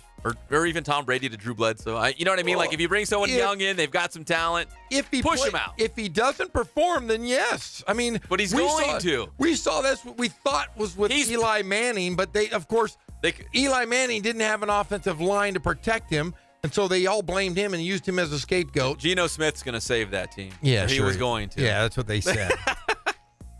No, Tom Brady's coming back, and so is Rob Gronkowski. Gronk is back. It's breaking news.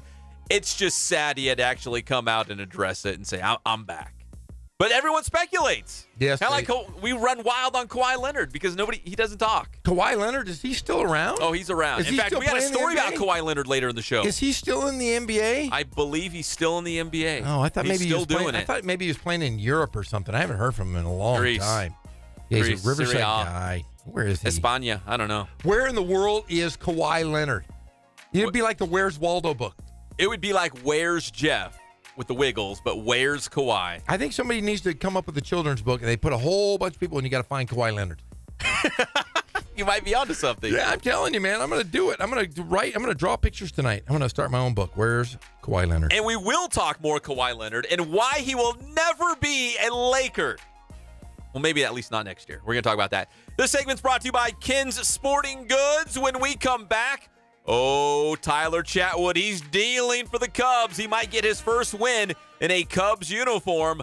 We've got baseball updates, including our own Tyler Chatwood out of Redlands East Valley, plus more NFL draft talk when we come back. It's the Inland Sports Show on Fox Sports IE, 1350 AM. Your mama sure does care about your schooling, son. You don't say much, do you?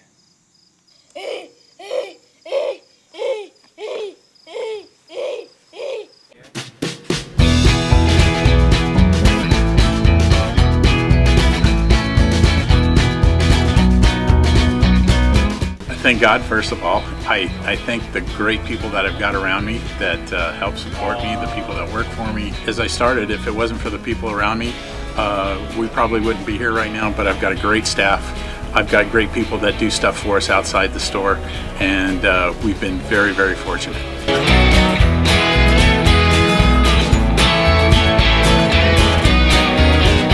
Our service is impeccable, and we just keep trying to get better every year. We can do online stuff for your teams, as well as, like I said, the screen printing, the embroidery. We also have 3 women that do extra sewing for us, like tackle tool on uniforms, or the bling or rhinestones for different shirts for the ladies. That's why we have certain racks just for certain schools, and the fun about that is that it turns into other schools that may come in here that aren't as close, that we can do stuff for them as well. We've had very, very good customers throughout the years, and it's just been a blast.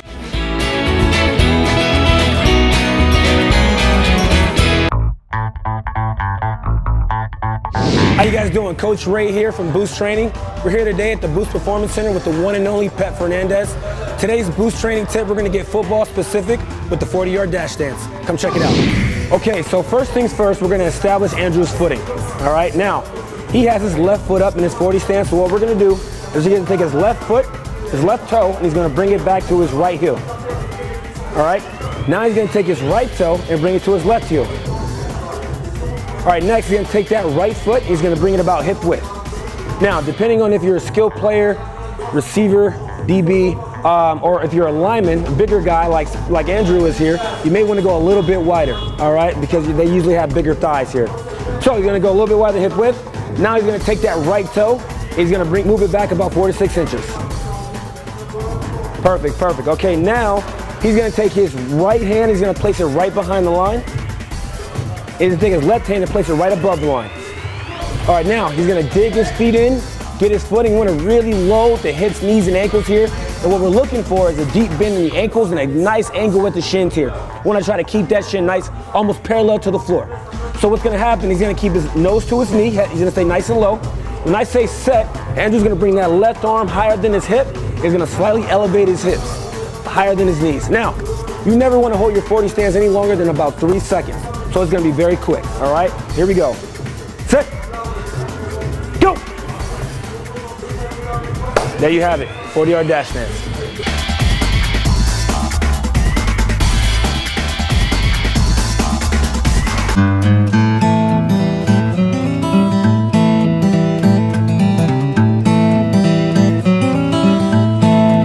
We focus on the customer here.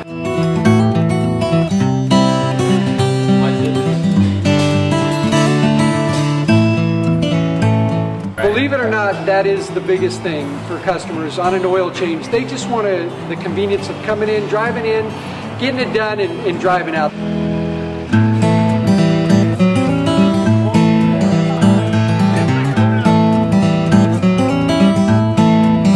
We just greet them, get them going, and they're done in about 10 minutes or so.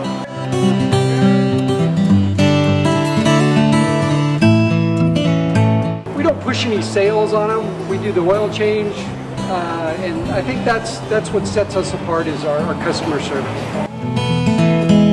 Vacuumed and cleaned your windshield for you as well. Everything's looking pretty good. You come into us one time, believe me, we'll spoil you and you'll be ready to come back the next time.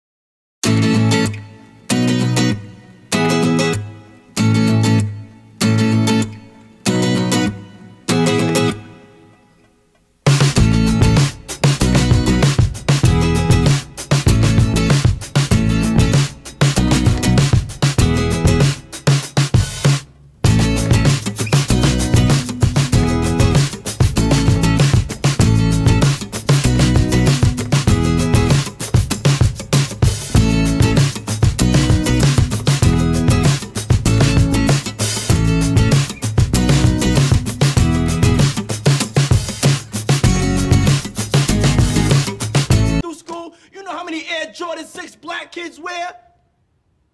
I'm sorry for my outburst. I'm having a panic attack right now.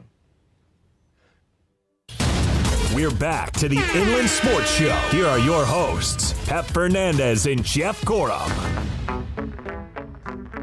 Oh, we're rocking out on the Inland Sports Show, Fox Sports IE 1350 AM. We're brought to you by Boost Performance Training with Coach Ray Bass. We love you, Ray Bass. Give you a big hug right now. We've got a Major League Baseball update. He's one of our own, so we're very proud of this guy, the great Tyler Chatwood. Out of Redlands, East Valley, Chatwood now a starting pitcher for the Cubs, going up against the Indians, one of the best teams in baseball. Tyler Chatwood trying to win his first game in a Chicago Cubs uniform. And right now, so far, so good. The Cubs are leading the Indians by a score of 5-1 in the 5th inning, and Chatwood is rolling along. Hopefully he can hold on and get that first W in a Chicago Cubs uniform. Only gave up 1 run, 3 hits, and 3 walks, 1 earned run. So, yeah, he's doing well here. Looks like he might get that first Hopefully victory. he does it. We love Tyler Chatwood. When I interviewed him, I did one of those stand-ups with him, so I'm standing like right next to him. Yes. He was like my size. He wasn't a big guy, but he brings some heat. And 2 Tommy Johns. He had 2 Tommy John surgeries, and now he's back. He's like part robot, And like a cyborg. He is a cyborg. He's like the bionic man. If you can come back from that once, it's amazing. You do it twice, you're more than a man. You're somewhere in between, this cyborg created. Half man. Half amazing. Like Vince Carter. Tommy John. Oh, yeah. You take like ligaments and you repair the dead elbow. guy. Yeah, it's like a cadaver, right? Yes. You take like old ligaments and you patch it all up and sew it back together. Yeah, they staple it or so. Yeah, that's a dead. I think it's like crochet. You just kind of like weave it in and you do the tendons and the muscles. I have cadaver in my knees. You do? I do. I wonder who it is. Do you ever think about that? Who's in your body? Somebody special. Why does that sound so bad? Yeah, I hope it's a beautiful woman. It could be, right? Doesn't you don't matter. know. You have no idea. No idea. Do they not tell you? They said it's Eric from Beaver Falls, Pennsylvania. He gave you his knee. And I said, wow! Beaver Falls, Pennsylvania. Yeah, I don't know. Curious because I feel a little different when I jog now. I feel like I can move. So this was the recent knee surgery you had, yes. like last year? Yes, I have ligaments in there, new ligaments. I feel great. Do they even ask you, like, how do you feel about having parts of a cadaver? No. In your body, or they say, this is what we got to do? This is what we If you want to walk, Jeff. And that's what we got to do. The last time I had surgery was the weirdest thing ever, though. I got this little, like, jar back after the surgery. And I said, what is it? And there was wires in there. In the jar? In the jar, there were wires. And I was like, what the hell are these things? Why are they giving me a jar of wires? Well, apparently one of the times they did surgery on that knee, they held my knee together with wires. Really? So you were part robot. Yeah, because remember when we would go through the airplane? I feel I move like C-3PO. But remember when we went through the airport? The wand always gets me. It would always get you. Always. I'm like, what's Jeff smuggling over there? Yeah, they say. Man, pirate. He's a pirate over there. I had these I had these metal parts in my knee, and they gave them to me. I said, "What is this?" And they go, "Well, that was in your knee before." And I had no idea that I had metal. Like it was it was wires, very very thin wires. I had them in my knee. Holding you all together. Just a couple wires. I am Pinocchio. Holding you all together. But now I'm a real boy. You're a real boy. You got real muscles and tendons and stuff in there. Sometimes I do. Sometimes. Yeah, magic. But Tyler Chatwood, he went through Tommy John twice, which is unbelievable as a pitcher. And he's, again, trying to get that first win as a Chicago Cub. Right now, up on the Indians by a score of 5-1 in the 5th inning. The Indians with only 3 hits against the former Wildcat. We just mentioned the breaking news. Gronk is coming back to the Patriots. No doubt he's coming back. So Tom Brady's coming back. Gronkowski's coming back. Bill Belichick's back. All the guys. Game. The whole band's back together. The whole game. But I don't know how much Belichick's going to last. I don't know how much longer he's going to last. Do you think he'll go out with Brady? Do you think they'll go out together? They'll hop on a horse in tandem, honestly, like the Matterhorn at Disneyland. Like Belichick will sit right between Brady's legs, and they'll hop on a horse and just ride off into the sunset. Never come back. I used to think that. spying, all kinds of secrets. I don't think they like each other anymore. You don't think so? I have a really bad feeling, and the reason I think this... Well, I don't think they hang out or anything. But do you remember any time Bill Belichick in the past 15 years or whatever, anytime he would say something, Tom Brady was his mouthpiece? Do you remember he would always echo his sentiments of the team? He'd back him up. That is not the case anymore. He's swimming upriver? I think now because of the, his trainers, because Gronk and Brady have the same trainer and Belichick doesn't like that trainer, I think it's caused a rift among the Patriots. I think benching their stud defensive player in the Super Bowl last year, I think that was a problem for Brady and Gronkowski. I firmly believe that there is a separation of power. I wouldn't be surprised if we see Belichick leave if it doesn't go well for the Patriots this year. He's always been quietly, the Giants have always kind of coveted him. I wouldn't be surprised if he's with the Giants in the next couple of years. I can't picture the Patriots without one or the other. You know what I mean? Like, I can't picture a Patriots team that has Belichick as the head coach, but Brady not the quarterback. And I can't picture Brady as the quarterback, but playing for another head coach. For whatever reason, I feel like they're attached at the hip, and maybe they aren't. Maybe it was like Joe Montana and Bill Walsh. You know what I mean? Like, yes. I just feel like, they're going to share one horse. They're going to ride in tandem. Phil Jackson. They're going to ride Michael off. Jordan. They're never going to come back. They're going to ride off into the mountains and never come back. See, I don't know. Bill Belichick's one of those guys. He's a true coach. And we know a lot of guys like this. We know a lot of guys like this at the high school level, the college level. Guys that are just coaches. No matter what, they have to coach. Because what else are they going to do? That's all they do. My dad's one of those guys. He coached for 50 years. And if he was still in great shape, he'd still be coaching. If he was able to drive to practice every day, he'd be there every single day. It's just something that these guys have in their blood. They've kind of sacrificed family. They've sacrificed time because coaching means everything to them. Think about this. So we saw the Raiders trade John Gruden, remember? They traded a coach to the Tampa Bay Buccaneers. I didn't know you could do such a thing. The Raiders did it. The Raiders always do their own thing, right? Yes. So Bill Belichick would probably be worth a hefty ransom. Could you see the Patriots trading Bill Belichick? When Bill Belichick says, you know what, I'm tired of this franchise. I'm tired of this organization. Maybe Tom Brady's retiring in a couple of years. He's like, I'm done. We had a great run. That window is closed. It was fantastic. We have all these Super Bowl titles. I'm the greatest coach in history. It's been fun. I want a new challenge. Sure. And the Patriots are like, okay, now that we know that, we're going to trade you. We're going to trade you for a bunch of picks and top players. Well, he was always a Bill Parcells disciple. He always wanted to go Bill and Bill. Where did Parcells go? Where was his big jumps? Where was he? The New York Giants. I'm telling you, that is going to be if he decides to coach, I think Belichick ends up in New York. You think he follows in the footsteps of Bill Parcells? I really do. Because that's when I think of Bill Parcells. I know he's with several different teams. When I think of Bill Parcells, he's the head coach of the New York Giants. New York Giants. That's a guy. Did I say Giants? I said no. Giants. You said Giants, but okay. he was at New England, Dallas, the Jets. He's been. But when I think of Bill Parcells, I think of the New York Giants. That's his team. And Belichick has never shied away from. He's had a close relationship with the New York Giants. Why would he not? I mean, I imagine he still wants to coach. He probably would want to be general manager. The same stuff that Bill Parcells did. Bill Belichick, I think, follows that same line. Remember, they didn't talk for years. No. But they've kind of come together. They're a lot closer. Bill and Bill. Yeah, they hated each other. It was, I think, living in the shadow of Bill Parcells, and now it's reversed. Belichick might be the best football coach of all time. If I'm old Bobby Kraft, the owner of the Patriots, I'll say, you know what, Bill, Tom, terrific. As long as you guys want to be Patriots, you're welcome. You'll decide on your own terms when you're ready to go. But when you're ready to go, you got to let me know. Because he's got, as the owner, he's got to make sure the franchise is in good hands and continuing. Again, are they going to be able to stay at that level? Probably not. But he's got to at least try, right, to keep New England on top. Well, at least let me know when you guys are done. Give me a warning. Shoot a flare up in the sky. Whatever you got to do, let me know before it happens so I can make the – maybe it is drafting a Josh Rosen. Maybe Tom Brady's had a conversation with him and said, you know what, 2 years and I'm out. And think about this. You have an offensive coordinator that decided to leave and comes back.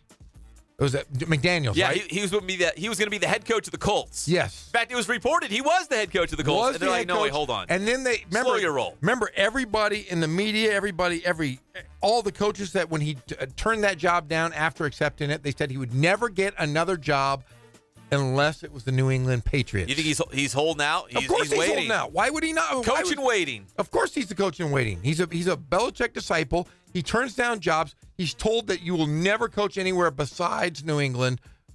Why not? So Belichick, probably behind closed doors. The job is his. Very quietly said, I'm going to be around 3 more years. When I'm done, this is your job. If you can hold out, let's do it. Honestly, I think that's the way it's going to play out. But you've seen a big difference in the way players have treated Belichick just in the last 2 years. The players are not responding to him, and that's been a problem, I think, with all of coaching, not just NFL, but you have in the NBA, Greg Popovich. We're seeing that guys now aren't buying into what he is. His style of coaching is a lot different than the style of coaching that is today. Players, coaches. Now they have guys that are truly just players, coaches instead of I'm going to work your butt.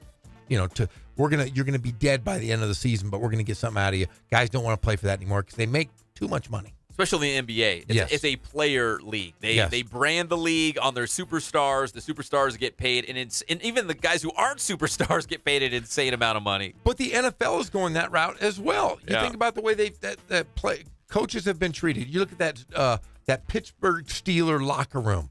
It's out of control. Guys are now, hey, I'm just buddies with the players. I'm gonna run this, and we're just gonna either win. But it's a players run league. And Pop and Belichick are kind of the same guy. Exact same kind of guy. You look at him and you think the Spurs and Patriots kind of do the same thing, and they've had a ton of success doing it for a long, long time. They get guys within their system. They're not going to change their system. They get guys to fit into Pop's system. They get guys to fit in Belichick's system, and it seems to work, and it's worked for 15-plus years on both levels. Well, we've been talking about the NFL draft, and, of course, we're going to talk more about the NFL draft tomorrow and going into Thursday when the first round will take place in Dallas at the Jerry Jones Palace in Dallas. A couple local guys that should hear their name called. Tight end Marcus Baugh from the Ohio State, and, of course, third in Chicago, JW North. Also, defensive end Kylie Fitz. Kylie Fitz, I love saying it. I was excited. I looked at the rundown. You're like, yeah, I love it. You've been waiting for this moment all show long. You're darn right. How about my guy? Who's your guy? I can't say Tagovailoa. Vianney Tagovailoa? That's it. I love it when you say him. I'm hoping he's going to get drafted, and if he doesn't, he'll get picked up as a free agent? Yeah, he'll be picked up as an undrafted free agent. I got faith. Vianney Tagovailoa from Centennial High School belongs in the NFL, but I think that the two local guys that could go off the board first, Marcus Baugh, tight end out of Ohio State, JW North, and defensive end Kylie Fitz out of Redlands East Valley and the University of Utah. I think those will be our first two guys off the board. We'll see if I'm right, though. Come probably Saturday. I think Friday would be the second and third rounds. I think that'll be probably too early. I think on Saturday, both those guys have a great chance of hearing their names called. And looking at the tight end Marcus Baugh, have we seen a guy mature in front of our eyes? Anyone like him? I mean, think about his early struggles at Ohio State. And then the last 2 years, he has been a stellar citizen. He's worked hard.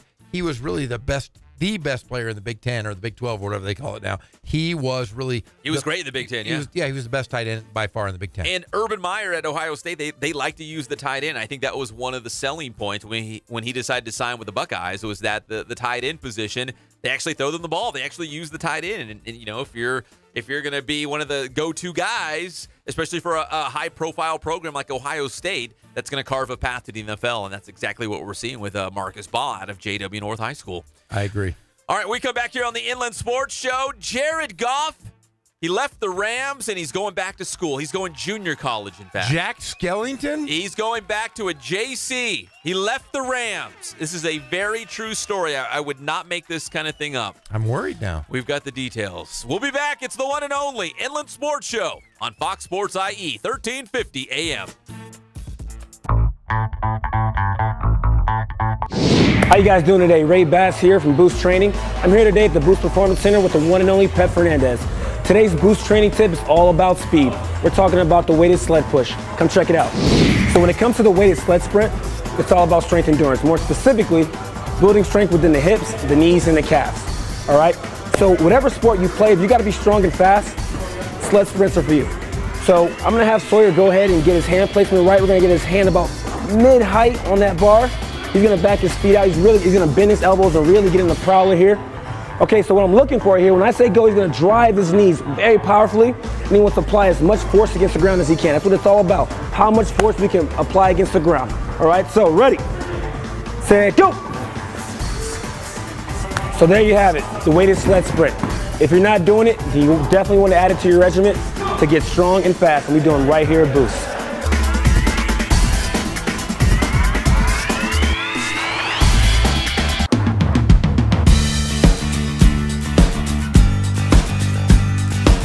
We're small, family-owned, strive for quality pre-owned vehicles. We're not a volume dealer, and we take every deal as personal to us.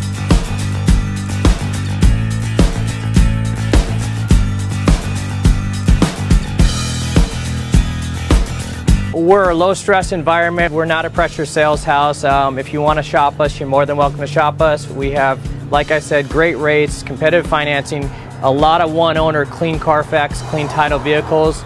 As you see, we have Carfax everywhere. That's most important to us, to educate our customers before they make a purchase.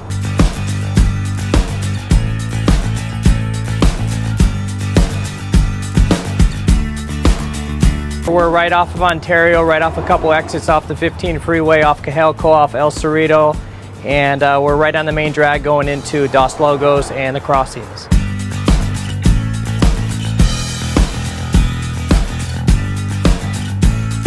We have great financing, we have great lenders that we're using. We do buy, sell, trade, cash for your car. Whatever we need to do to help accommodate the customer, that's what we're here for.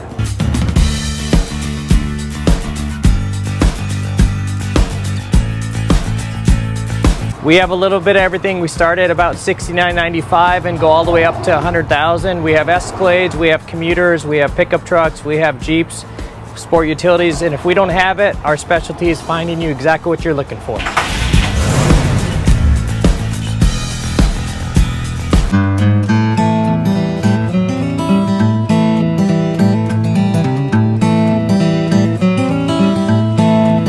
We focus on the customer here.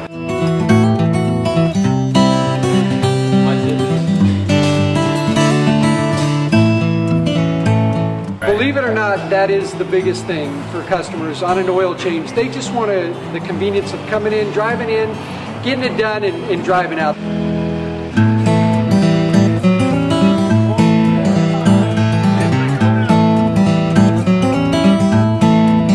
We just greet them, get them going, and they're done in about 10 minutes or so.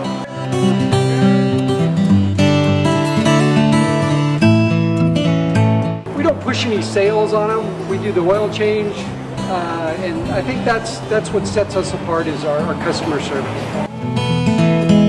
Vacuumed and cleaned your windshield for you as well. Everything's looking pretty good. You come into us one time, believe me, we'll spoil you and you'll be ready to come back the next time.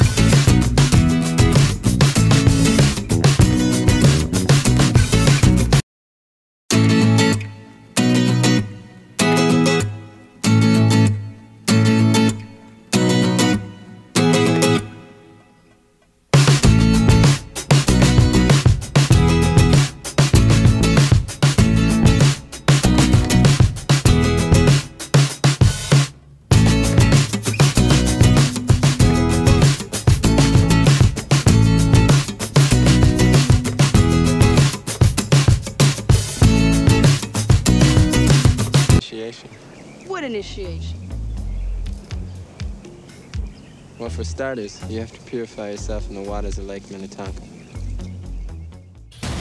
We're back to the Inland Sports Show. Here are your hosts, Pep Fernandez and Jeff Corum. You know, Lake Minnetonka sounds an awful lot like, what's that place in West Texas that you're going to for noodling? Tawaconee. Sounds very similar. Oh, yeah, they got a lot of noodling. They do it in Minnetonka? Oh, yeah. I tell you what, that's one of my favorite movies ever. Man. Purple Rain. Have you ever seen Purple Rain, Pep? Never. How are you not seen Purple Rain? Never. Is it a movie? With Prince. It is the best concert movie of all time. There's nothing better. Purple Rain. Okay, so the other night, speaking of movies and singing and stuff, yeah, my wife brought home a movie for the family. Oh, no. Wait, yeah. Hey, carefully put the microphone over the computer, Jeff, for Greg. Come on. All right. Oh, I got you. Thank you. Go ahead, Greg. What do you think? My wife came home. She was all excited. I think she got, like, dinner out. She brought it back. We're all going to sit down like one big happy family. It was a rare Saturday night. Everyone's home in the Fernandez household. What do you think she brought home from the old red box to watch? La La Land. No. No. I think it was probably worse. What could be worse than that? What do you think, Jeff? I'll figure it out. Okay, so was it based mainly for your girls? It certainly wasn't for me. When they brought it home. Frozen. No, I could deal with Frozen, actually. Little Orphan Annie. You're close. Is it a popular movie right now? Okay, let me put it this way. We had numerous people say, you haven't seen this movie? It's wonderful. You need to go to the movie theater. You should go see this. It's one of the best movies I've ever seen. And I remember after we watched it, I looked at my wife, and she's like, you hate it, didn't you? And I said, you know what? I'd be so mad at myself if I spent money to go to the movie theater and watch this. Okay, I'm going to give you... So mad! Jumanji. No, Jumanji. No, I like Jumanji. I liked it. Okay, here you go. What do you think, Jeff? I'm going to say it's either The Greatest Showman... Bingo! That was a 4-point play. You hit the 3 and you were fouled. I got fouled. You saw The Greatest Showman? It was the worst. The Wolverine! Listen, it was... It's not good? It's a musical. They're all singing and dancing about the circus. Isn't it about Ringling Brothers and Barnum and Bailey Circus? Yeah. Isn't he one of the Ringling? He's Barnum. Oh, he's Barnum. He's Mr. Barnum. He's P.T. Barnum. Yes, the Phineas. Wolverine. Phineas. That was his name. The Wolverine was playing. Anyone else in this room see this? Raise your hand. Not a soul. I'm the only one? Not a soul. Here's my man card. Just take it. Wasn't Zac Efron in it too? Yes. Oh, you need to be punched. I'm going to punch you in the nose. It was the worst. You know what? Oh. I do want to see it, but now that you said it. Don't, Greg. Don't. You're going to hate yourself. Have you seen High School Musical too? My kids have had it on. You need to be punched. Man. He had it on. He looked. So he's saying. My wife came home with 2 movies. One was The Greatest Showman, which go ahead and punch me in the face. I bet you I can guess the other one. And if you're out there and you like musicals, great. I have no problem with that. Just don't make me sit through them. The other movie was a cartoon called Ferdinand. Oh, I was going to guess that one. Have you seen that one? No, but I was going to guess it. If you would have said cartoon, it was either Ferdinand or Coco. But I haven't seen Coco. But neither have I. Never will either. But they brought the 2 movies home, and my wife's like, you know what? We'll watch Ferdinand first, so you don't have to watch it, and then we'll all watch The Greatest Showman together. And I'm thinking, in hindsight, I'd rather see Ferdinand. I should have said, no. Watch The Greatest Showman. Even though all these people said it's wonderful. So you saw a double feature of pure crap. You know what I was doing? I was checking scores. I was checking those NBA playoff scores. You weren't allowed to, because you know why? If you're sitting there on the couch and you grab your phone, your wife goes, put down the phone. You're with your family. That's partially true. Yeah, that's true, huh? That's true. Whip. Yeah. No, it is. If it's family time, I put the phone down. I go set it down on a desk or my nightstand, and I walk away from it. But I did check the scores. Your daughters and wife, like, they make sure you. No, actually, no. I sat on the floor, and my wife, my back was really hurting. She takes her heels, so she's on the couch, and I'm on the floor. She takes the heels of her feet and digs them into my back. I don't think that's awesome. Yeah, it hurts. That's what she did while I was checking NBA playoff scores. So you watched horrible movies. Yeah. You said that's like 4 and hours. my wife's basically kicking me in the back while I'm checking playoff scores. Well, that's like last week. Remember last week I was all excited to go see Super Troopers 2. Yeah, and you said it was the worst. It was absolutely terrible. I waited 15 years for crap. If Super Troopers and The Greatest Showman got in a fight, which one would win? Super Troopers. You think so? Yeah, you know why? Why? At least there was some nudity in it. I don't think there was so many. I'm sure there's no nudity in your musical. Just naked elephants. No, yeah, just elephants and lions and all. And kinds. Zac Efron. Zac Efron. Hey, I'm going to see the Avengers this week. You are? I have tickets. When are you going? I am going Thursday night. I am leaving this place. You better not say anything on Friday. I'm going to spoil it all. You know what? So I walk into the studio today. Again, I had my oatmeal, like I said off the top of the show, and I was feeling good. And I'm like, hey, Jeff, the big premiere, the world premiere of the Avengers Infinity War was last night. And I see a lot of people on YouTube and Twitter and stuff. They're giving non-spoiler reviews. They're saying it's really good and this and that. You want me to tell you what they said? Jeff's like, nope. Like, Jeff, don't you want to know what they're saying about the movie? He's like, nope, I already read all the spoilers. I already know what's going to happen. I know who dies. Jeff, no. I'm going to tell you right now. Guess who dies? No, don't. Guess which Avenger dies? Luke Skywalker. No. Don't. You can't say anything. No. Nobody else knows. But, that little Spider-Man kid, man. Don't. You better kiss his butt. I goodbye. like him. Oh, yeah. There's no more Spider-Man movies. Oh, they're getting it. Jeff. Oh, yeah. And then you got Thor. His head gets cut off. Don't say that. Iron Man turns into Pewter Man. He's just a big old aluminum pewter man. Yeah, aluminum. He's aluminium, as they say take over the overseas. recycling bin. Oh, yeah. Got $20 for him. And the Hulk, he just gets smashed. They all die. Just to let you know. You got to stop. They all die. It's going to change. The X-Men are going to come out. They're going to save everybody. They are? Yeah. And then Fantastic Four is going to show up. Yeah. Oh, yeah. I read the whole thing. I know who dies, though, actually. And I'm not going to tell you. Please Is that don't dump say button working? Don't dump it a shot. Greg, don't do it. Hey, does the dump button work? Should. Okay. I won't do it. I was going to make it should. It should, theoretically. But then we in the studio still hear it. I have a question, though. Does the dump button, since we haven't used it really, does it scramble it? Probably just goes. I'm in the studio with you, so I don't know. Let's do the break. Does it read like bad words, or is it just? I think it just there's a silent break. Okay, here we go. We're gonna try it right now. Well, how do we know it works? Okay, watch. Just don't really say who dies. Okay, if you ready? really say who dies, I'm gonna be really mad, Jeff. The person who dies in the movie is Superman. I hope it worked. So out there, we won't know. The people out there, Radio Land's gonna find out. I hope it works. If not, then isn't that a shocker? Superman? Yeah, it is. Oh no! What are you doing? You ruined the bit. Come on! Oh, Pep Fernando's.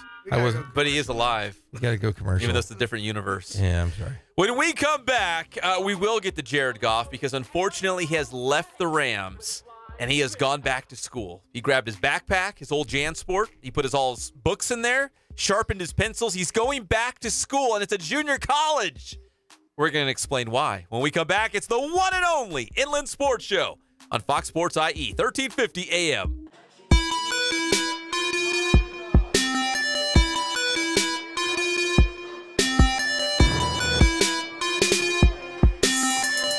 I played once upon a time at Centennial High School. I was actually on the first ever CIF championship team back in 2000, and then my senior year we won it again.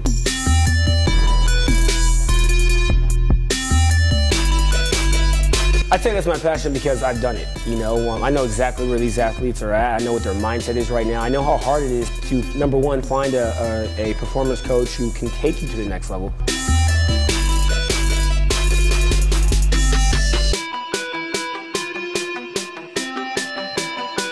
What sets us apart has to be, how we work with our athletes and what we know.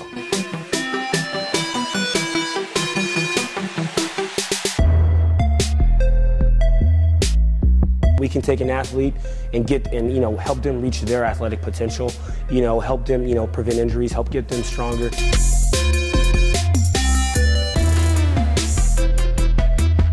I know every single athlete who steps into this gym. I know exactly where they're at, and I'm going to progress them every week. If you're not getting results, then, what's it about? We're going to deliver something that's measurable, in terms of speed, power, strength, agility.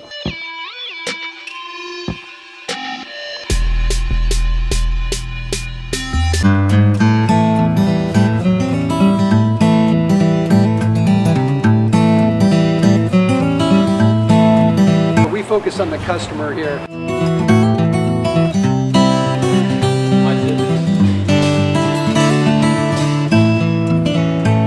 Believe it or not, that is the biggest thing for customers on an oil change. They just want the convenience of coming in, driving in, getting it done, and driving out.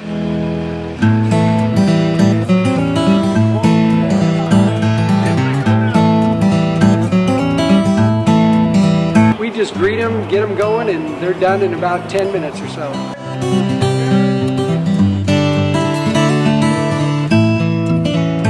We don't push any sales on them. We do the oil change, and I think that's what sets us apart is our customer service. Vacuumed and cleaned your windshield for you as well. Everything's looking pretty good. You come into us one time, believe me, we'll spoil you and you'll be ready to come back the next time.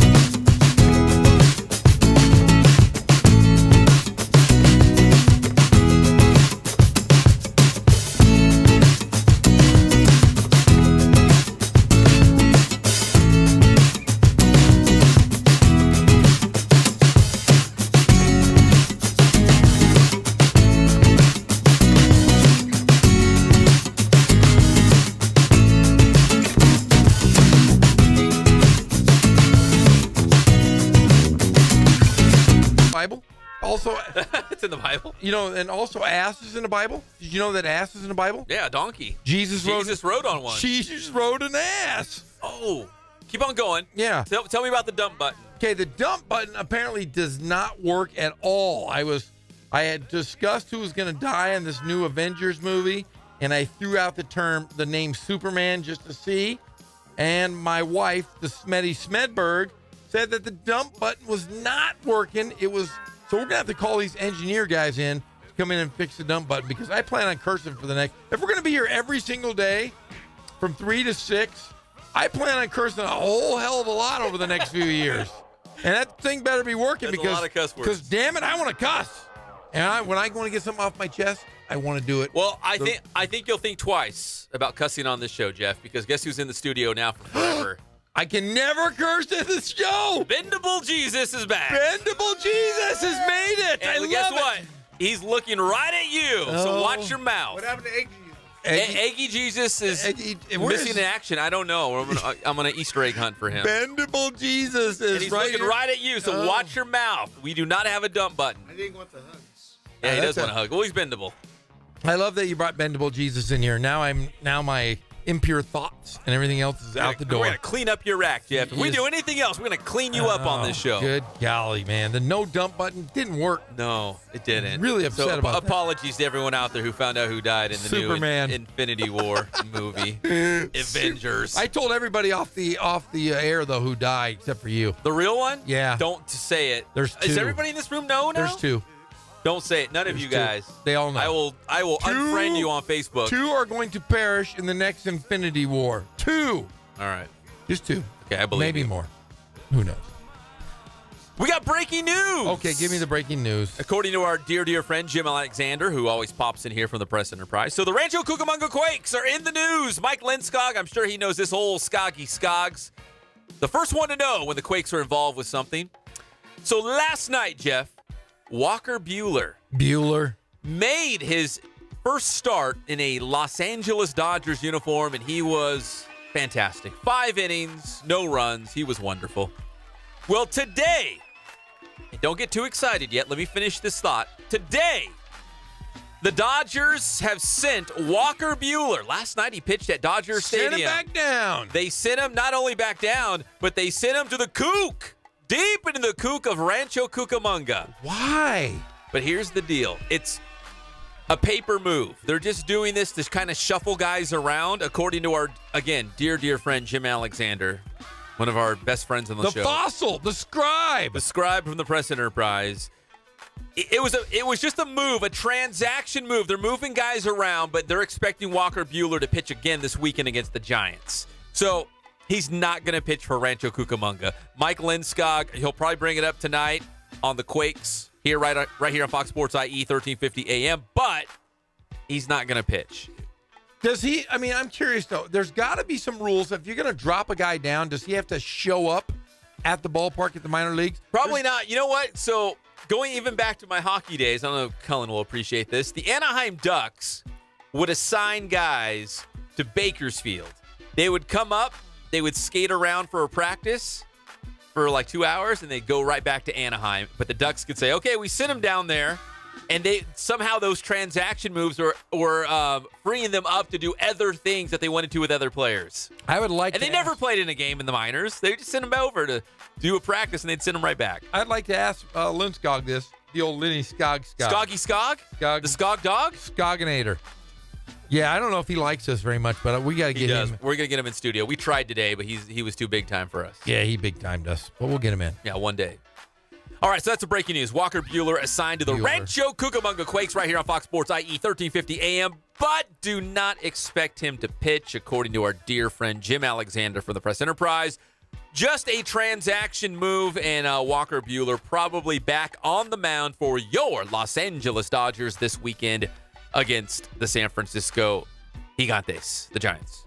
Buehler. All right, man, I woke up, breaking news today, and it's not even Gronk coming back to the Patriots. I know people all around New England are cheering in the streets, but Rams fans, they woke up this morning to news that Jared Goff was going to walk on. He's going back to Ventura College. What?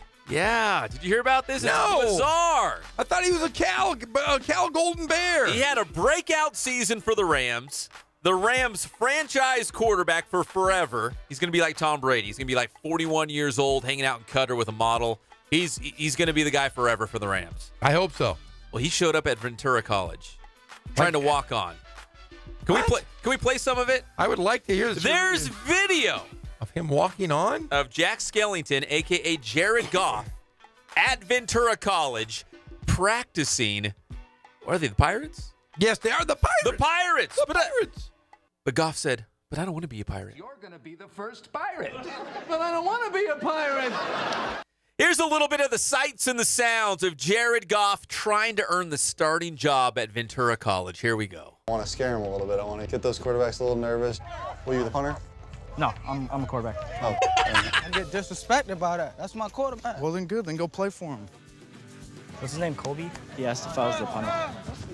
So Jared Goff comes onto the scene. Gotta make that play. Really strong arm. Couple inches Really strong arm. I'm gonna have to back it up a little bit. Yeah. That's Jared Goff. A little bit, so let's back it up. So Can you see this? Have you seen this at yet? some point, I'm No. gonna throw it, like over everybody's head. You got to watch the whole thing. I'll explain in just a second. So Jared Goff is at practice in a disguise. They don't know it's Jared Goff. It's gonna be fun to be in character for however long it is. Hey, what's up, man? Sorry, I'm Dre. What's your name? Dom. Dog? Dom. 13 any good? Talking about the quarterback? Yeah. They both pretty good, though. So, I mean, it ain't... What was y'all's record last year, though? That's why I'm here, right? What you mean? We still got solid quarterbacks, though. It ain't gonna be handed to you. You gotta work for it, baby. Jared Goff is in disguise at a practice. They have no idea it's him, and he's trying to win the starting quarterback job. Ball's coming. I mean, he's just throwing the ball all over the place, making all the throws. Should have done an RCC or SBBC, right? Yeah, heck with Ventura. B1 quarterback. All right. See that throw against cover 2? Put it right in there. See a minute, a guy. So he rolls into practice in a disguise. We'll let it play in the background a little bit. He rolls in with a disguise, and the head football coach at Ventura College. We're going to bring in the best players we can Here bring he in. is. Here's the coach. I don't freaking care if I brought in an NFL quarterback. You guys have to compete. So with that being said, that's exactly what I did today. I brought in an NFL quarterback. Come on up here, Jared. Are you kidding me?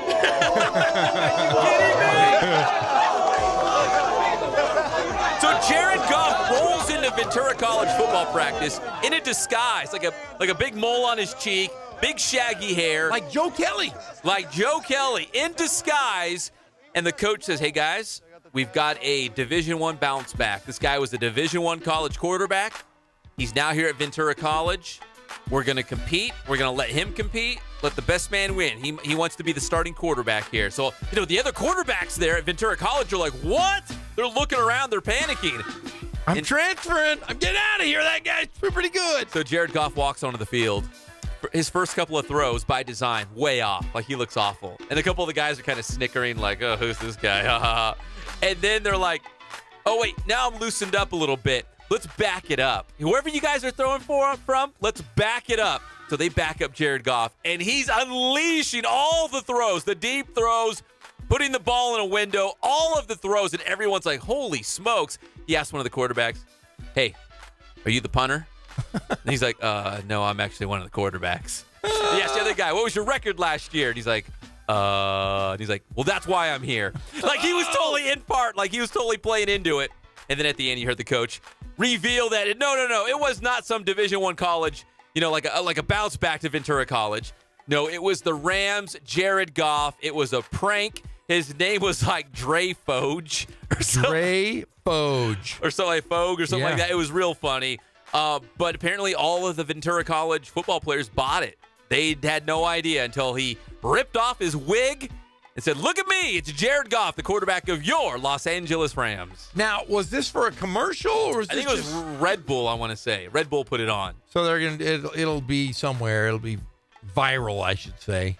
But yeah, Jared, look at old Jack Skellington, man. Can you see it? We'll have to back it up. You'll have to watch the whole thing. What is that? I don't know what that went to. I don't know, but I will say this. Jack Skellington, I thought he would put on a little bit more weight. He still looks very thin. Very thin. A little bit thicker, He needs to hang out with me for about a week. Jared Nothing Goff, but milkshakes and double cheeseburgers. double cheeseburger, milkshakes, and Lots of meat, 'cause you don't eat eggs. And a lot of bread. A lot of carbs. A lot of carbs. I'm telling you, I could get Jared Goff. Lots of gluten. He'll, You like that gluten? oh, I'm telling you, he'll look like Dan Marino right now. Remember Dan Marino got a little big. I can't wait for the Rams season opener. Maybe I'll come to your house and watch it. But if my family was going to come over to the Gorham estate. The stately Gorham Manor? What would we eat? Anything you want. Anything It's got to be gluten-free, though. It's got to be a gluten-free zone. And dairy-free. Dairy-free as well. Well, that's a curveball. That's an audible. Well, I have some bison. Okay. I have some Kobe beef sliders. Well, we don't do bison, but we could do Kobe beef. What do you mean you don't eat bison? Who doesn't eat bison? No, I don't eat bison. Have you ever had bison? Of course I have. It's fantastic. I've had bear spaghetti. Keep going. Oh, that's right. But, I would probably make you a couple hot dogs. That's true. Hot dog. We could do hot dogs. Yeah, I'll get you some no bread, though. Gluten-free buns. Oh, there are gluten-free buns. Yeah, they got to be horrible. I saw gluten-free bread the other day and thought of you, and I was like, You know what? I can eat a lot of gluten-free things, but the gluten-free bread is the one thing I cannot come around on. My family eats it, and they love it, and God bless them. And that's great, but I can't do it. Well, they've grown to love it. They've had to. They didn't have a choice, or they let us wrap it. I have the nicest Weber grill in the world, and I have any kind of cut of meat you can imagine, and I will make it for the old Fernandez family. But I have to see you in a little tiny bikini bathing suit, one of those Speedo, because I only wear Speedos. Is that all?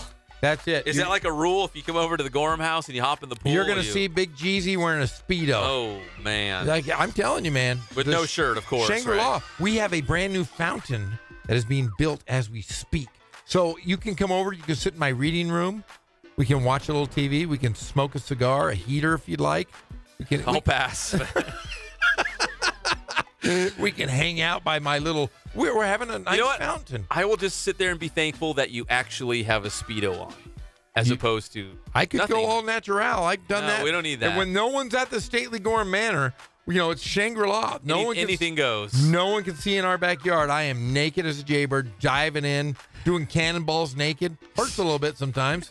But yeah, you just picture me. I've been naked doing cannonballs. I believe it. That's why I'm not coming over. You are going to come over. You just scared me away. When we come back, we've got those NBA playoff scores. We've got a couple games tonight, a couple of them already underway. We've got your score updates, plus what in the world is going on with OKC? Who you pointing the finger at? We're going to talk about that as well. Oh, I can't wait. We'll be back. It's the one and only Inland Sports Show on Fox Sports IE, 1350 AM.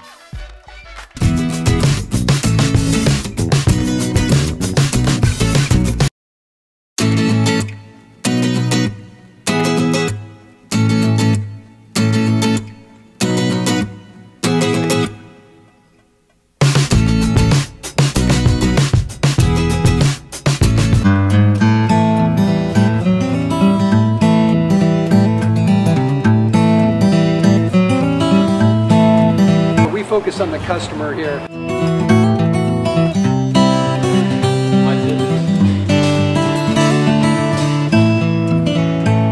Believe it or not, that is the biggest thing for customers on an oil change. They just want the convenience of coming in, driving in, getting it done, and driving out.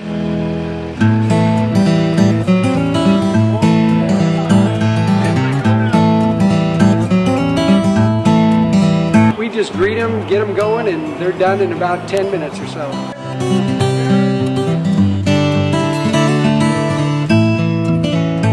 We don't push any sales on them. We do the oil change, and I think that's what sets us apart is our customer service. Vacuumed and cleaned your windshield for you as well. Everything's looking pretty good. Come into us one time, believe me, we'll spoil you and you'll be ready to come back the next time.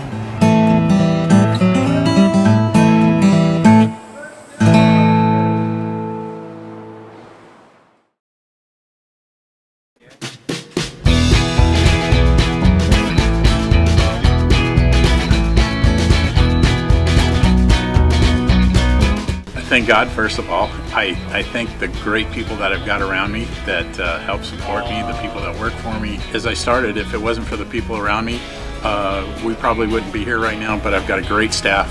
I've got great people that do stuff for us outside the store, and we've been very, very fortunate.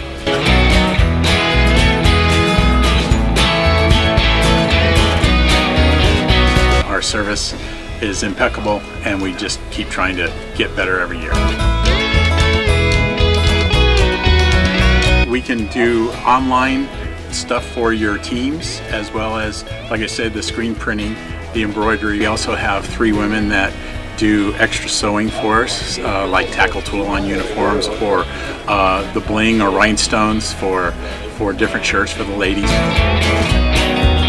That's why we have certain racks just for certain schools, and the fun about that is that it turns into other schools that may come in here that aren't as close, that we can do stuff for them as well. We've had very, very good customers throughout the years, and it's just been a blast.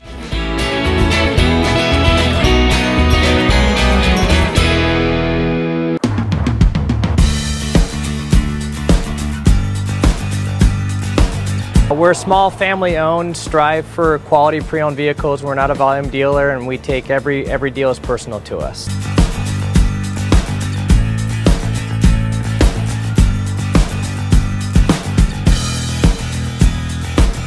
We're a low-stress environment. We're not a pressure sales house. If you want to shop us, you're more than welcome to shop us. We have, like I said, great rates, competitive financing, a lot of one-owner, clean Carfax, clean title vehicles. As you see, we have Carfax everywhere. That's most important to us, to educate our customers before they make a purchase.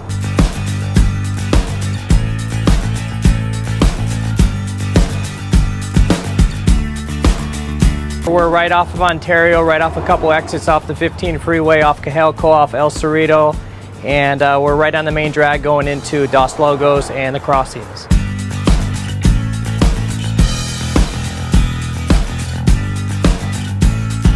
We have great financing, we have great lenders that we're using. We do buy, sell, trade, cash for your car. Whatever we need to do to help accommodate the customer, that's what we're here for.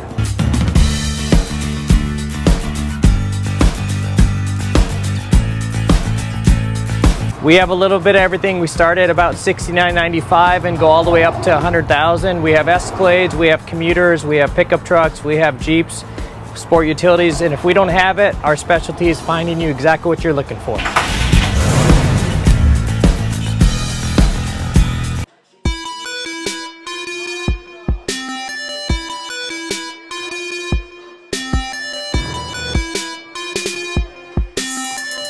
I played once upon a time at Centennial High School. I was actually on the first ever CIF championship team back in 2000, and then my senior year we won it again.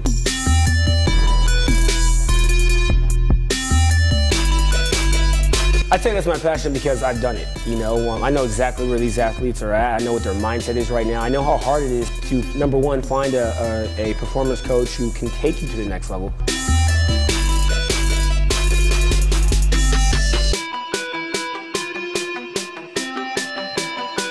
What sets us apart has to be, you know, how we work with our athletes and what we know.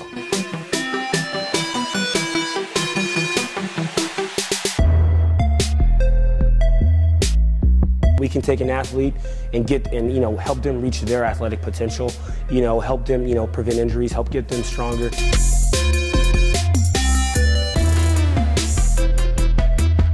I know every single athlete who steps into this gym. I know exactly where they're at, and I'm going to progress them every week. If you're not getting results, then, you know, really what's it about? We're going to deliver something that's measurable, you know, in terms of speed, power, you know, strength, agility.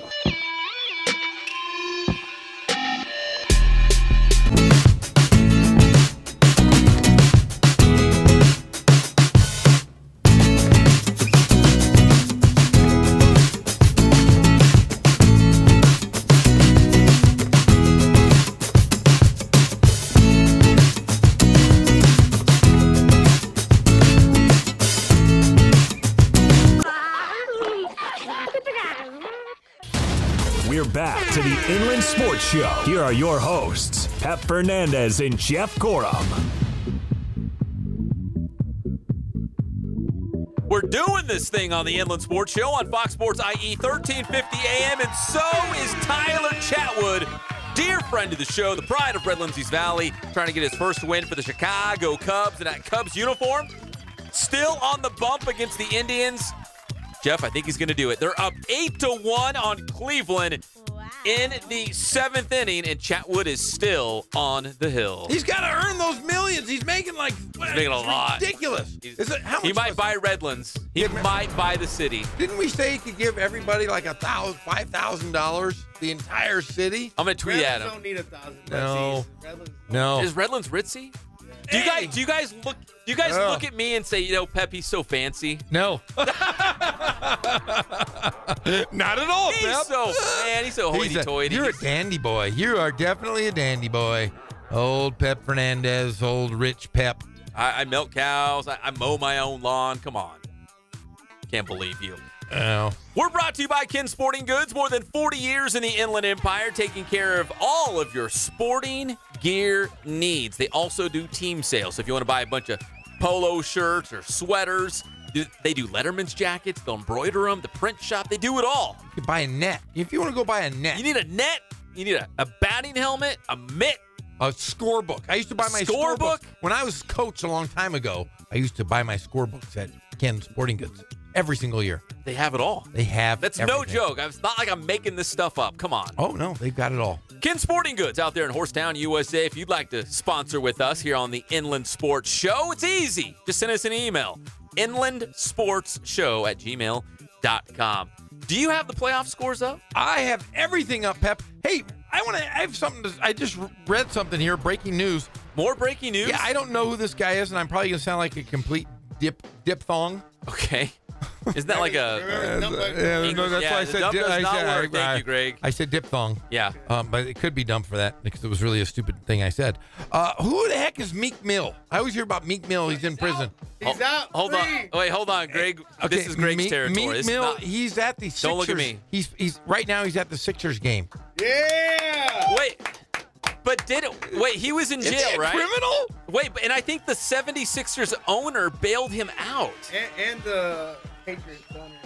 I just want to know. Didn't the guy commit crimes though? If he commits crimes, he was framed like Roger Rabbit, or what's going on? I honestly, what happened? I go to my news every single morning. He's at the game tonight. Yeah, he's at the game right now. But he was behind bars this morning. Yes. I want to say this. Every single day of my life, I go to my news. I don't go to CNN. I don't go to. Well, sometimes I go to Fox because I work for Fox. But I mainly go to TMZ. That's your news every source. Single day, it says somebody needs to free Meek Mill.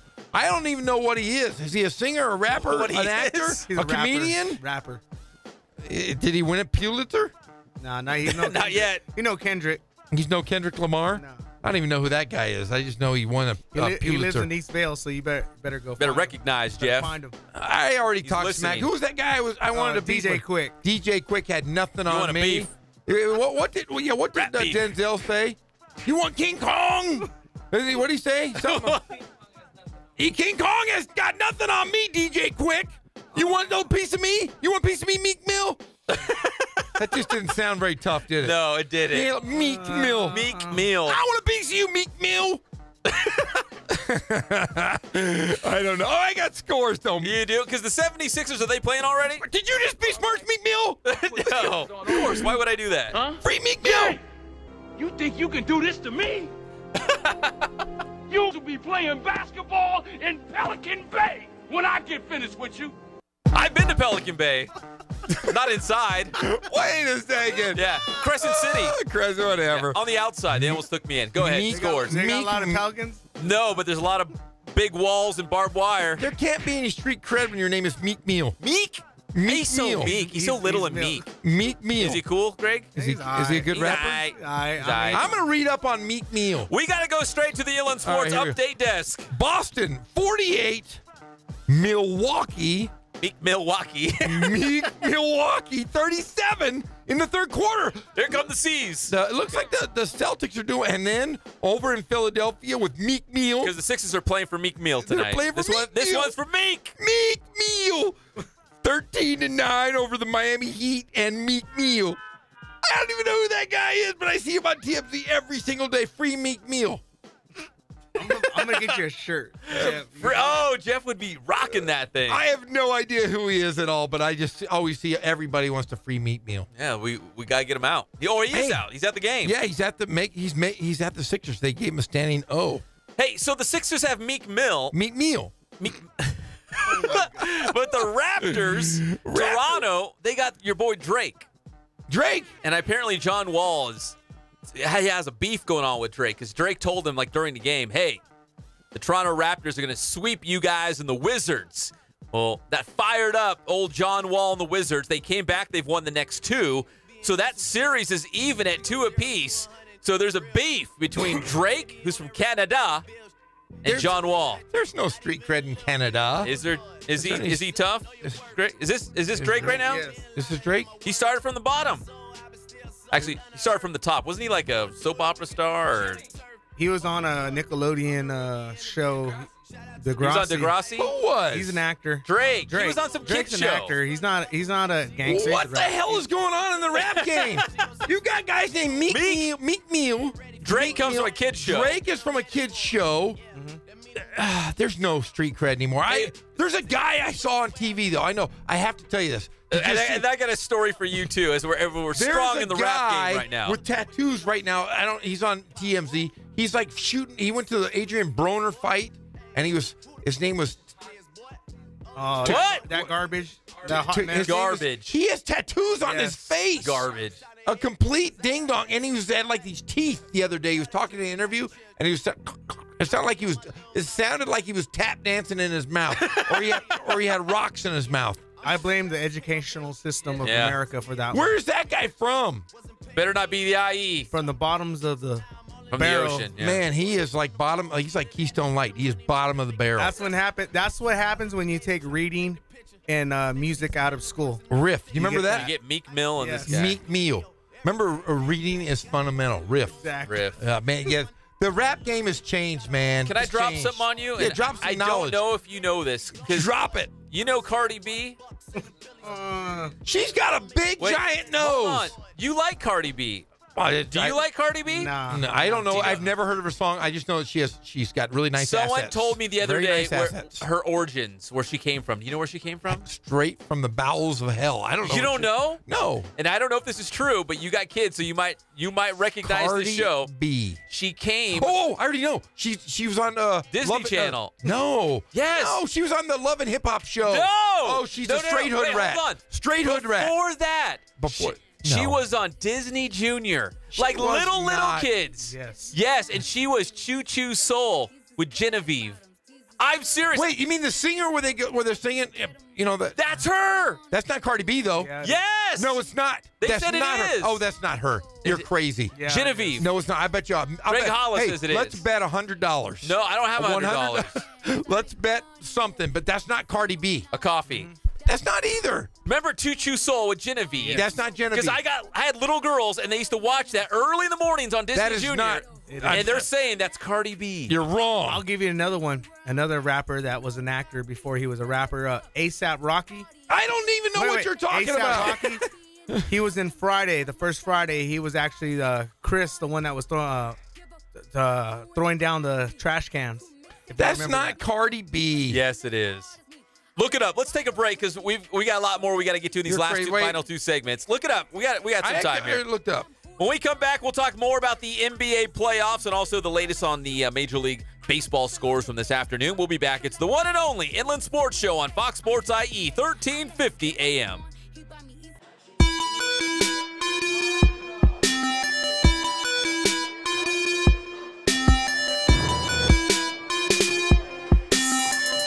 I played once upon a time at Centennial High School. I was actually on the first ever CIF championship team back in 2000, and then my senior year we won it again.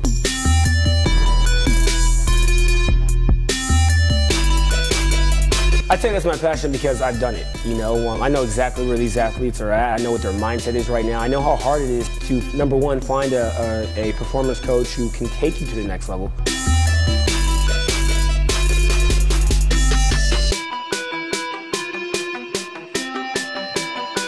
What sets us apart has to be, you know, how we work with our athletes and what we know.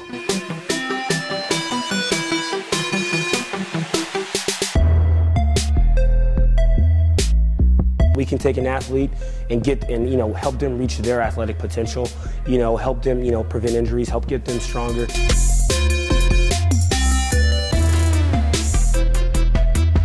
I know every single athlete who steps into this gym. I know exactly where they're at, and I'm going to progress them every week. If you're not getting results, then really what's it about? We're going to deliver something that's measurable, in terms of speed, power, strength, agility.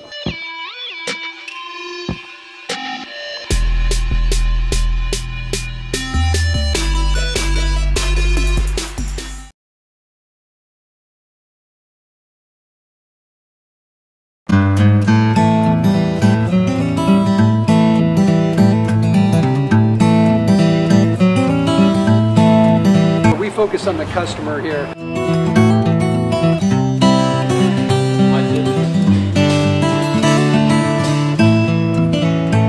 Believe it or not, that is the biggest thing for customers on an oil change. They just want the convenience of coming in, driving in, getting it done, and driving out.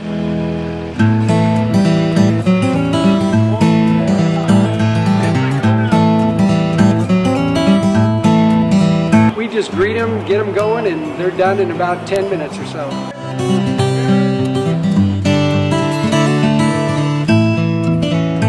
We don't push any sales on them. We do the oil change, and I think that's what sets us apart is our customer service. Vacuumed and cleaned your windshield for you as well. Everything's looking pretty good. Come into us one time, believe me, we'll spoil you and you'll be ready to come back the next time.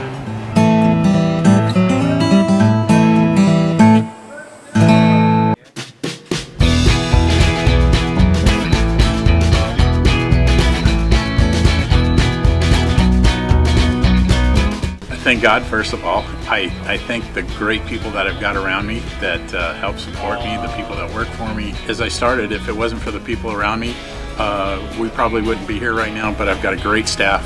I've got great people that do stuff for us outside the store, and we've been very, very fortunate.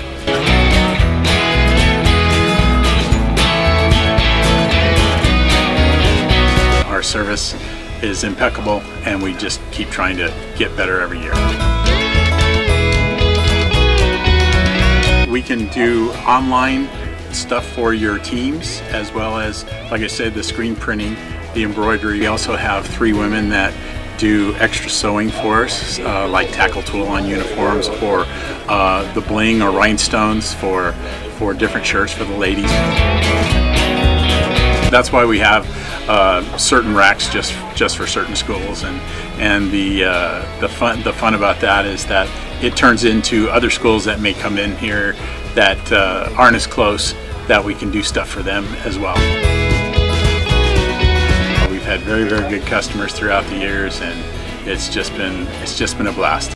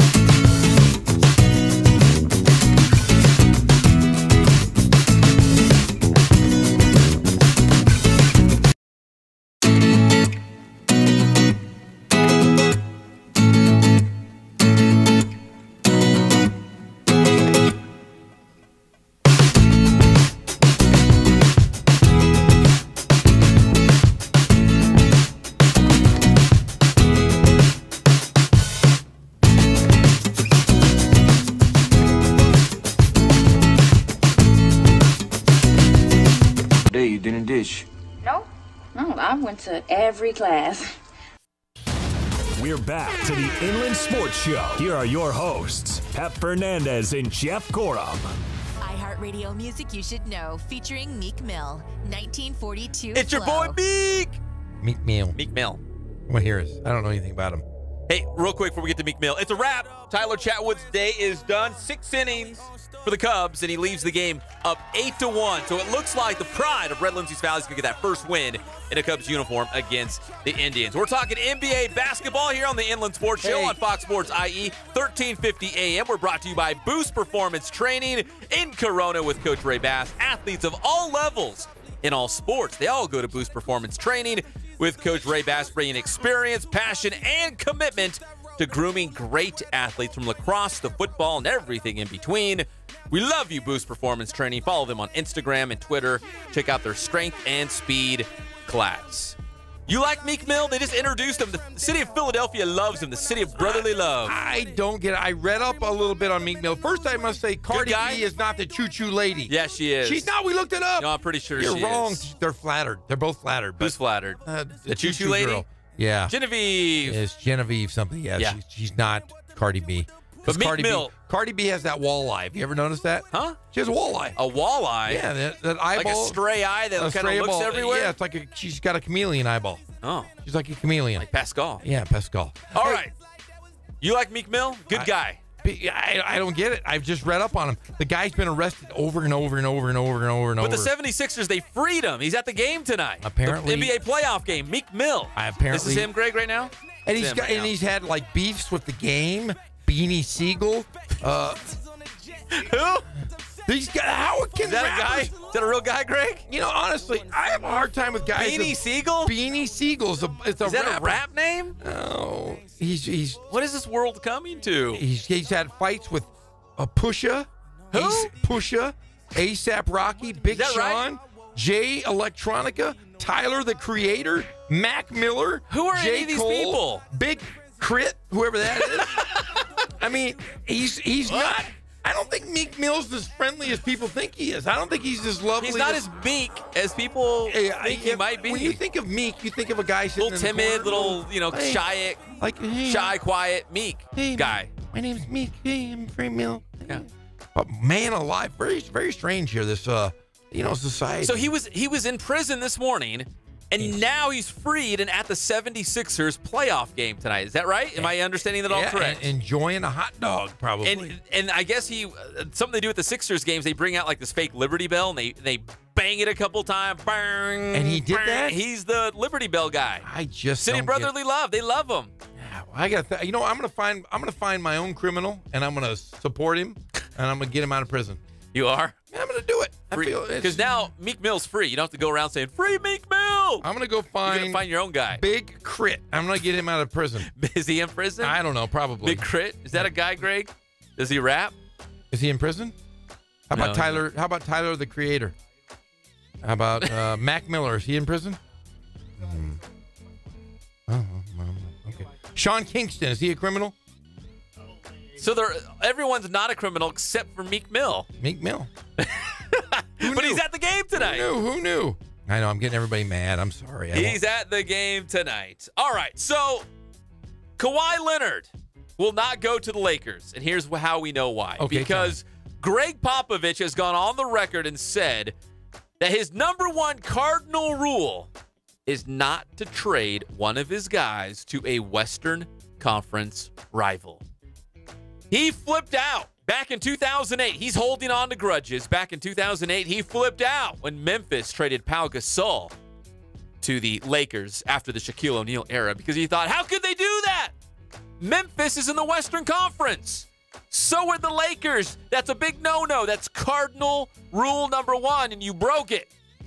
So, if you're a Lakers fan, don't get your hopes up at least for this year. Because remember, Kawhi Leonard still has one more year on his contract with San Antonio. If the Spurs were going to make a trade, if Popovich is still the coach, and again, he's had some hard times lately. His wife just passed away, and I'm not saying he's stepping away from basketball, but he has not coached the last two games in this playoff series. Not coaching tonight as well. He's not coaching Game 5 tonight either. Not. If he's still the head coach, and I'm presuming he's going to be, he's not going to make a trade with the Lakers to send Kawhi Leonard there. That's his cardinal rule number one. Above anything else, do not deal with another Western Conference team. Well, that might be his cardinal rule now, but if you have a guy like Kawhi Leonard who you're paying and he's not playing at all, you might have to do something if he's not going to play for you, if he's going to collect a paycheck and not play. Straight to Orlando. Send him straight to Charlotte. Hey, Toronto, here he comes. Oh, it's tough, especially with the Lakers. We talk about the Lakers and what they have as assets. You got a guy named Julius Randle who's played like an all-star the last half of the season. Funny you say that real quick. I saw a graphic on social media, and it said, who should the Lakers go after in this offseason? Which star should they land? LeBron James, Paul George, Kawhi Leonard, or Julius Randle? I thought, hold on. Julius Randle had a half of a good season, right? Yes. You're putting him next to LeBron and Kawhi? Slow your roll. Is he a good player? Yeah, he's a Harrison Barnes. That's what he is. Yes. Don't put him next to Kawhi. That's disrespectful. Yeah, if you're gonna put his name up there, then you might as well send him to Dallas with Harrison Barnes. Yeah. Because Julius Randle, a very good player, but didn't live up to the expectation until just. But it was a recently. contract year, and he played his butt off. And we've seen it over and over and over again. Guys in contract years always end up playing pretty well. And they were looking to shop him possibly, so the Lakers were going to play him more and more and giving him a more prominent role within their system. Because more value, right? More value. Because if you are going to, if by some chance you'd sign and trade Julius Randle, you might get that big superstar. You might get a Kawhi Leonard. You might get a LeBron James out of a sign and trade deal by signing Julius Randle as well. So, is he a good player? Yeah, he is a good player. Could he start on a bunch of NBA teams? Yeah, he could start. He is that good. But to say, who are the Lakers going to go for in the offseason? Which big superstar? Kawhi, LeBron, Julius? Like, Julius who? Who are you talking about? Julius Get that out of your mouth. Yeah, that's not, he's not one of those superstars. Paul George. So. No, and speaking of Paul George, hey, OKC right now is struggling big time. Not a huge shock. Well, you think about it. They brought in the guys they wanted. Yeah. They brought in guys that on paper it looks good. On paper, you got Carmelo Anthony, who, one of the greatest scorers in NBA history. You bring in Paul George, who is the big shooter, one of the big, a 6'9", 6'10" shooter, and then you have the guy, the triple double himself, and Russell Westbrook. How are you not able to win with those guys? There aren't enough basketballs. Defensively, they're a mess. Carmelo Anthony's never played defense. And Russell Westbrook, in the last couple games, is so preoccupied with Ricky Rubio that he has really diminished himself defensively and cost them. And I believe this. I think that he is to blame for costing them the series because that's what's going to happen. Unless they win the next three, it's over. Utah's going to move on. I think the Jazz are moving on. I don't see a huge comeback for OKC. In fact, the West, I think, is going to be wrapped up pretty quickly here. It's going to be, again, the Rockets against the number 4, well, it'll be the 5 seed, the Utah Jazz, and the number 2, which is Golden State, against the 6, because remember, the Pelicans beating the number 3, the Portland Trail Blazers. So, again, the Western Conference all season long outside of Houston and Golden State, really wacky, tons of parity. Everything was up for grabs. So even though Portland was the number 3, they could have easily been like the number 8. In the Western Conference standings. Yeah, and the East, though, the East is really just a mess. It really is. It's a lot of mediocre teams, other than, I think, a couple teams that have really stood out. We talked about the playoff guys that have played, the experience of playing in the playoffs. The Philadelphia 76ers, they're unexperienced, but yet they're playing young guys. We talked about it yesterday. Sometimes young guys just play out of their minds. They're not so worried as much about the playoffs. And I think Philadelphia could come out of the East because the Cleveland Cavaliers are still struggling.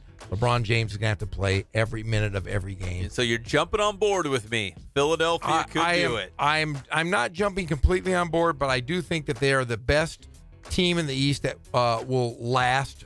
If they stay together, everybody plays together, they're going to be good for years to come. That's for sure. When we come back here on the Inland Sports Show, we're going to wrap things up and get you all set for Rancho Cucamonga Quakes baseball coming up in just about 1 hour. We'll be back. It's the one and only Inland Sports Show on Fox Sports IE, 1350 AM.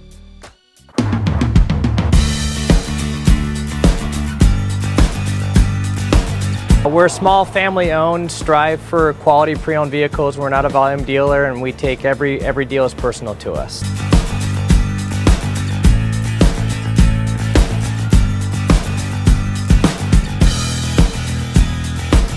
We're a low-stress environment. We're not a pressure sales house. If you want to shop us, you're more than welcome to shop us. We have, like I said, great rates, competitive financing, a lot of one-owner, clean Carfax, clean title vehicles.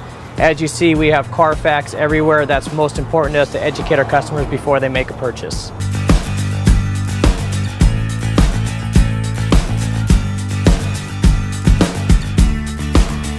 We're right off of Ontario, right off a couple exits off the 15 freeway, off Cajelco, off El Cerrito, and we're right on the main drag going into Dos Logos and the Crossings.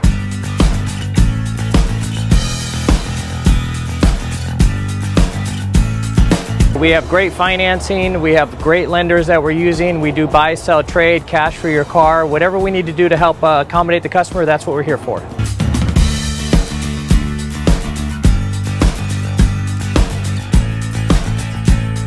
We have a little bit of everything. We start at about $69.95 and go all the way up to $100,000. We have Escalades, we have commuters, we have pickup trucks, we have Jeeps, sport utilities, and if we don't have it, our specialty is finding you exactly what you're looking for.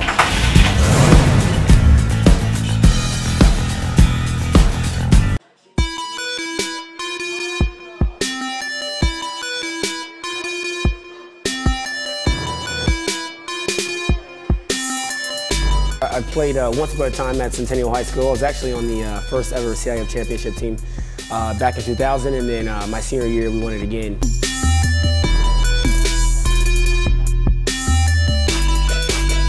I say that's my passion because I've done it. You know, I know exactly where these athletes are at. I know what their mindset is right now. I know how hard it is to, number one, find a performance coach who can take you to the next level.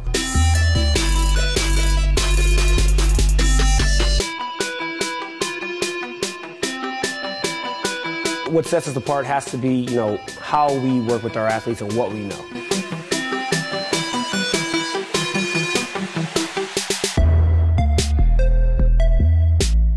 We can take an athlete and you know, help them reach their athletic potential, you know, help them, you know, prevent injuries, help get them stronger.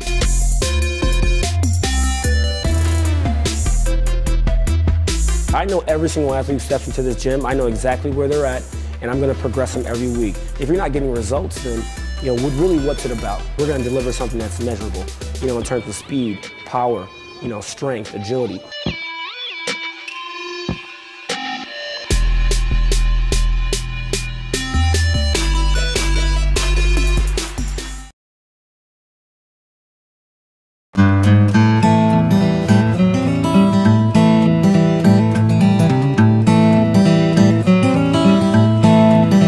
Focus on the customer here.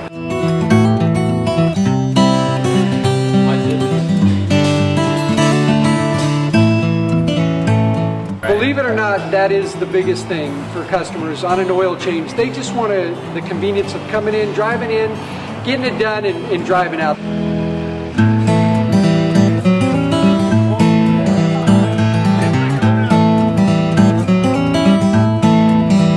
Just greet them, get them going, and they're done in about 10 minutes or so.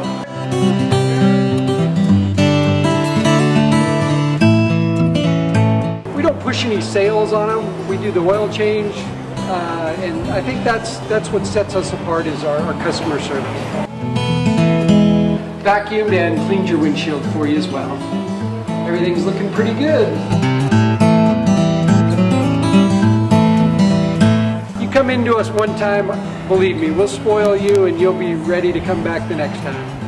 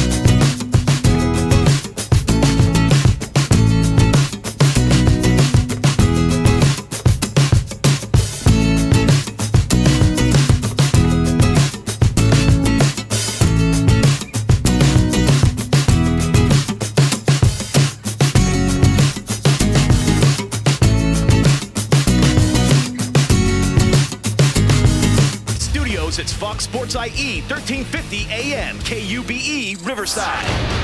Jumper, what did your father tell you this morning? If you can't say something nice, don't say nothing at all. We're back to the Inland Sports Show. Here are your hosts, Pep Fernandez and Jeff Corum. Welcome back to the Inland Sports Show on Fox Sports IE, 1350 AM. Real quick, an Angels update. They're up 2-1 on the Astros. Mike Trout's gone deep. Andrelton Simmons has gone deep. Shohei Ohtani on the mound. 3 strikeouts. It's a 2-1 game in the top of the third. Halos on top of the Astros so far. We're brought to you by our good friends at Boost Performance Training and Catalano Motors in Corona. Remember, the special is that 2017 GMC Yukon. White exterior, black leather on the inside, navigation, the backup camera, the tow package. It's got everything if it's still there because it's the special. It might be gone, but I can guarantee when you show up to the lot and you say, "Where's that Yukon?" They'll say it's gone, but we got another one, and it's even better. All kinds of good stuff at Catalano Motors in Corona off of Temescal Canyon Road. CatalanoCars.com is the website. You can call Derek Catalano directly. Say, "I want that sweet special I heard on the Inland Sports Show, that Yukon." All right, Jeff, we're getting ready for Quakes baseball in just about an hour, but on a more serious note, you texted me earlier, you called me and said, "Man, I got some bad news." One of your mentors and a local basketball legend passed away yesterday. Yeah, I want to say, just talk a little bit about a friend of mine, a guy that I called coach, a guy that I called my mentor and coworker, got me into coaching college basketball. Bob Schermerhorn, who was the longtime coach at Riverside City College, was also the head basketball coach at Arizona State University and Southern Utah, passed away yesterday. I think he meant a lot to the Riverside community. He was one of the funniest, most genuine men anybody could ever meet. He had a story for everything, and I spent a lot of time with this great man, and I'm sorry to say that his wife Linda, his son Bob, and other son Jeff lost a good man in Bob Schermerhorn, longtime head men's basketball coach at Riverside City College, and he will be truly missed. We will get the arrangements when we find out. We will let you, the listeners, know that you can pay your respects to the great Bob Schermerhorn, who is no longer with us, but just wanted to say a great man, and our thoughts go out to the Schermerhorn family. You're telling me your phone was blowing up. You know what I mean? Like, obviously, this guy impacted a lot of people. And could you say one of the greatest coaches from the Riverside area? I would say he was probably, you think about guys that he followed. He followed Jerry Tarkanian. He had a chance to work with Bill Mulligan at UC Irvine, where he was his associate head coach. He spent over more than 40 years as an educator and coach. And I will say this, the one thing I remember him telling me is that he never worked a day in his life, despite spending more than 40 years as a coach. He took every day as if it was his last. Just one of those guys that you love, you hated, but you always wanted to be around him. He was an infectious human being, and everybody really, really loved Bob Schermerhorn. And it's tough to say goodbye to somebody that means a lot to you, and he meant a lot to everybody here in Riverside. All right. Well, thank you for that, Jeff. We appreciate that. I know a lot of our listeners appreciate that as well. A huge name in our area, and affected a lot of different people. Very loved coach here in the Riverside area. Tomorrow on the Inland Sports Show, we'll talk more about Shohei Ohtani's start for the Halos tonight against the Astros. So far, so good. Again, they're up 2-1 in the third inning. Let me take a peek around. Yes, it's still 2-1, and Mike Trout's gone deep. Andrelton Simmons has gone deep. We'll talk about that. Plus the latest from the NBA playoffs tomorrow. And we might have a guest or two. In fact, I might throw you a curveball, Jeff. I'm not going to tell you just yet. Kareem Abdul-Jabbar. That would be nice. That'd be great. I love the captain. I've interviewed him before. Jamal Wilkes. No. James Worthy. The big game James. Steve Martin. Martin Short. Any of those guys coming in? The Three Amigos. All of them are coming in. The Three Amigos Chevy? In that movie. Yes. They're all coming. No, hey, they're not coming. Look up here. Look up here. Hey, you guys. Hey, look up here. Look up here. That movie's so ridiculous. It's funny. I love it. El Guapo. Hey. El Guapo. Is that a plethora? A veritable plethora. Forgive me, El Guapo.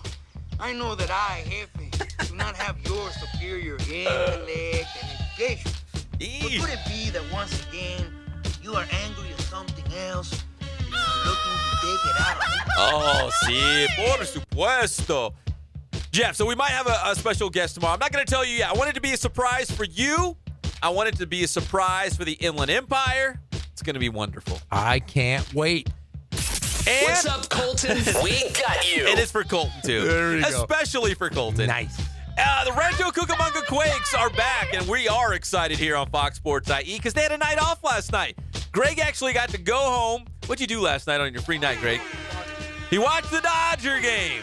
Probably got some pizza or some tacos and sat down and watched the Dodgers because old Mike Skoggy getting the night off as the Quakes had a rare Monday night off in the season. But they're back at it tonight out there at Lone Mart Field. The Quakes hosting the Stockton Ports.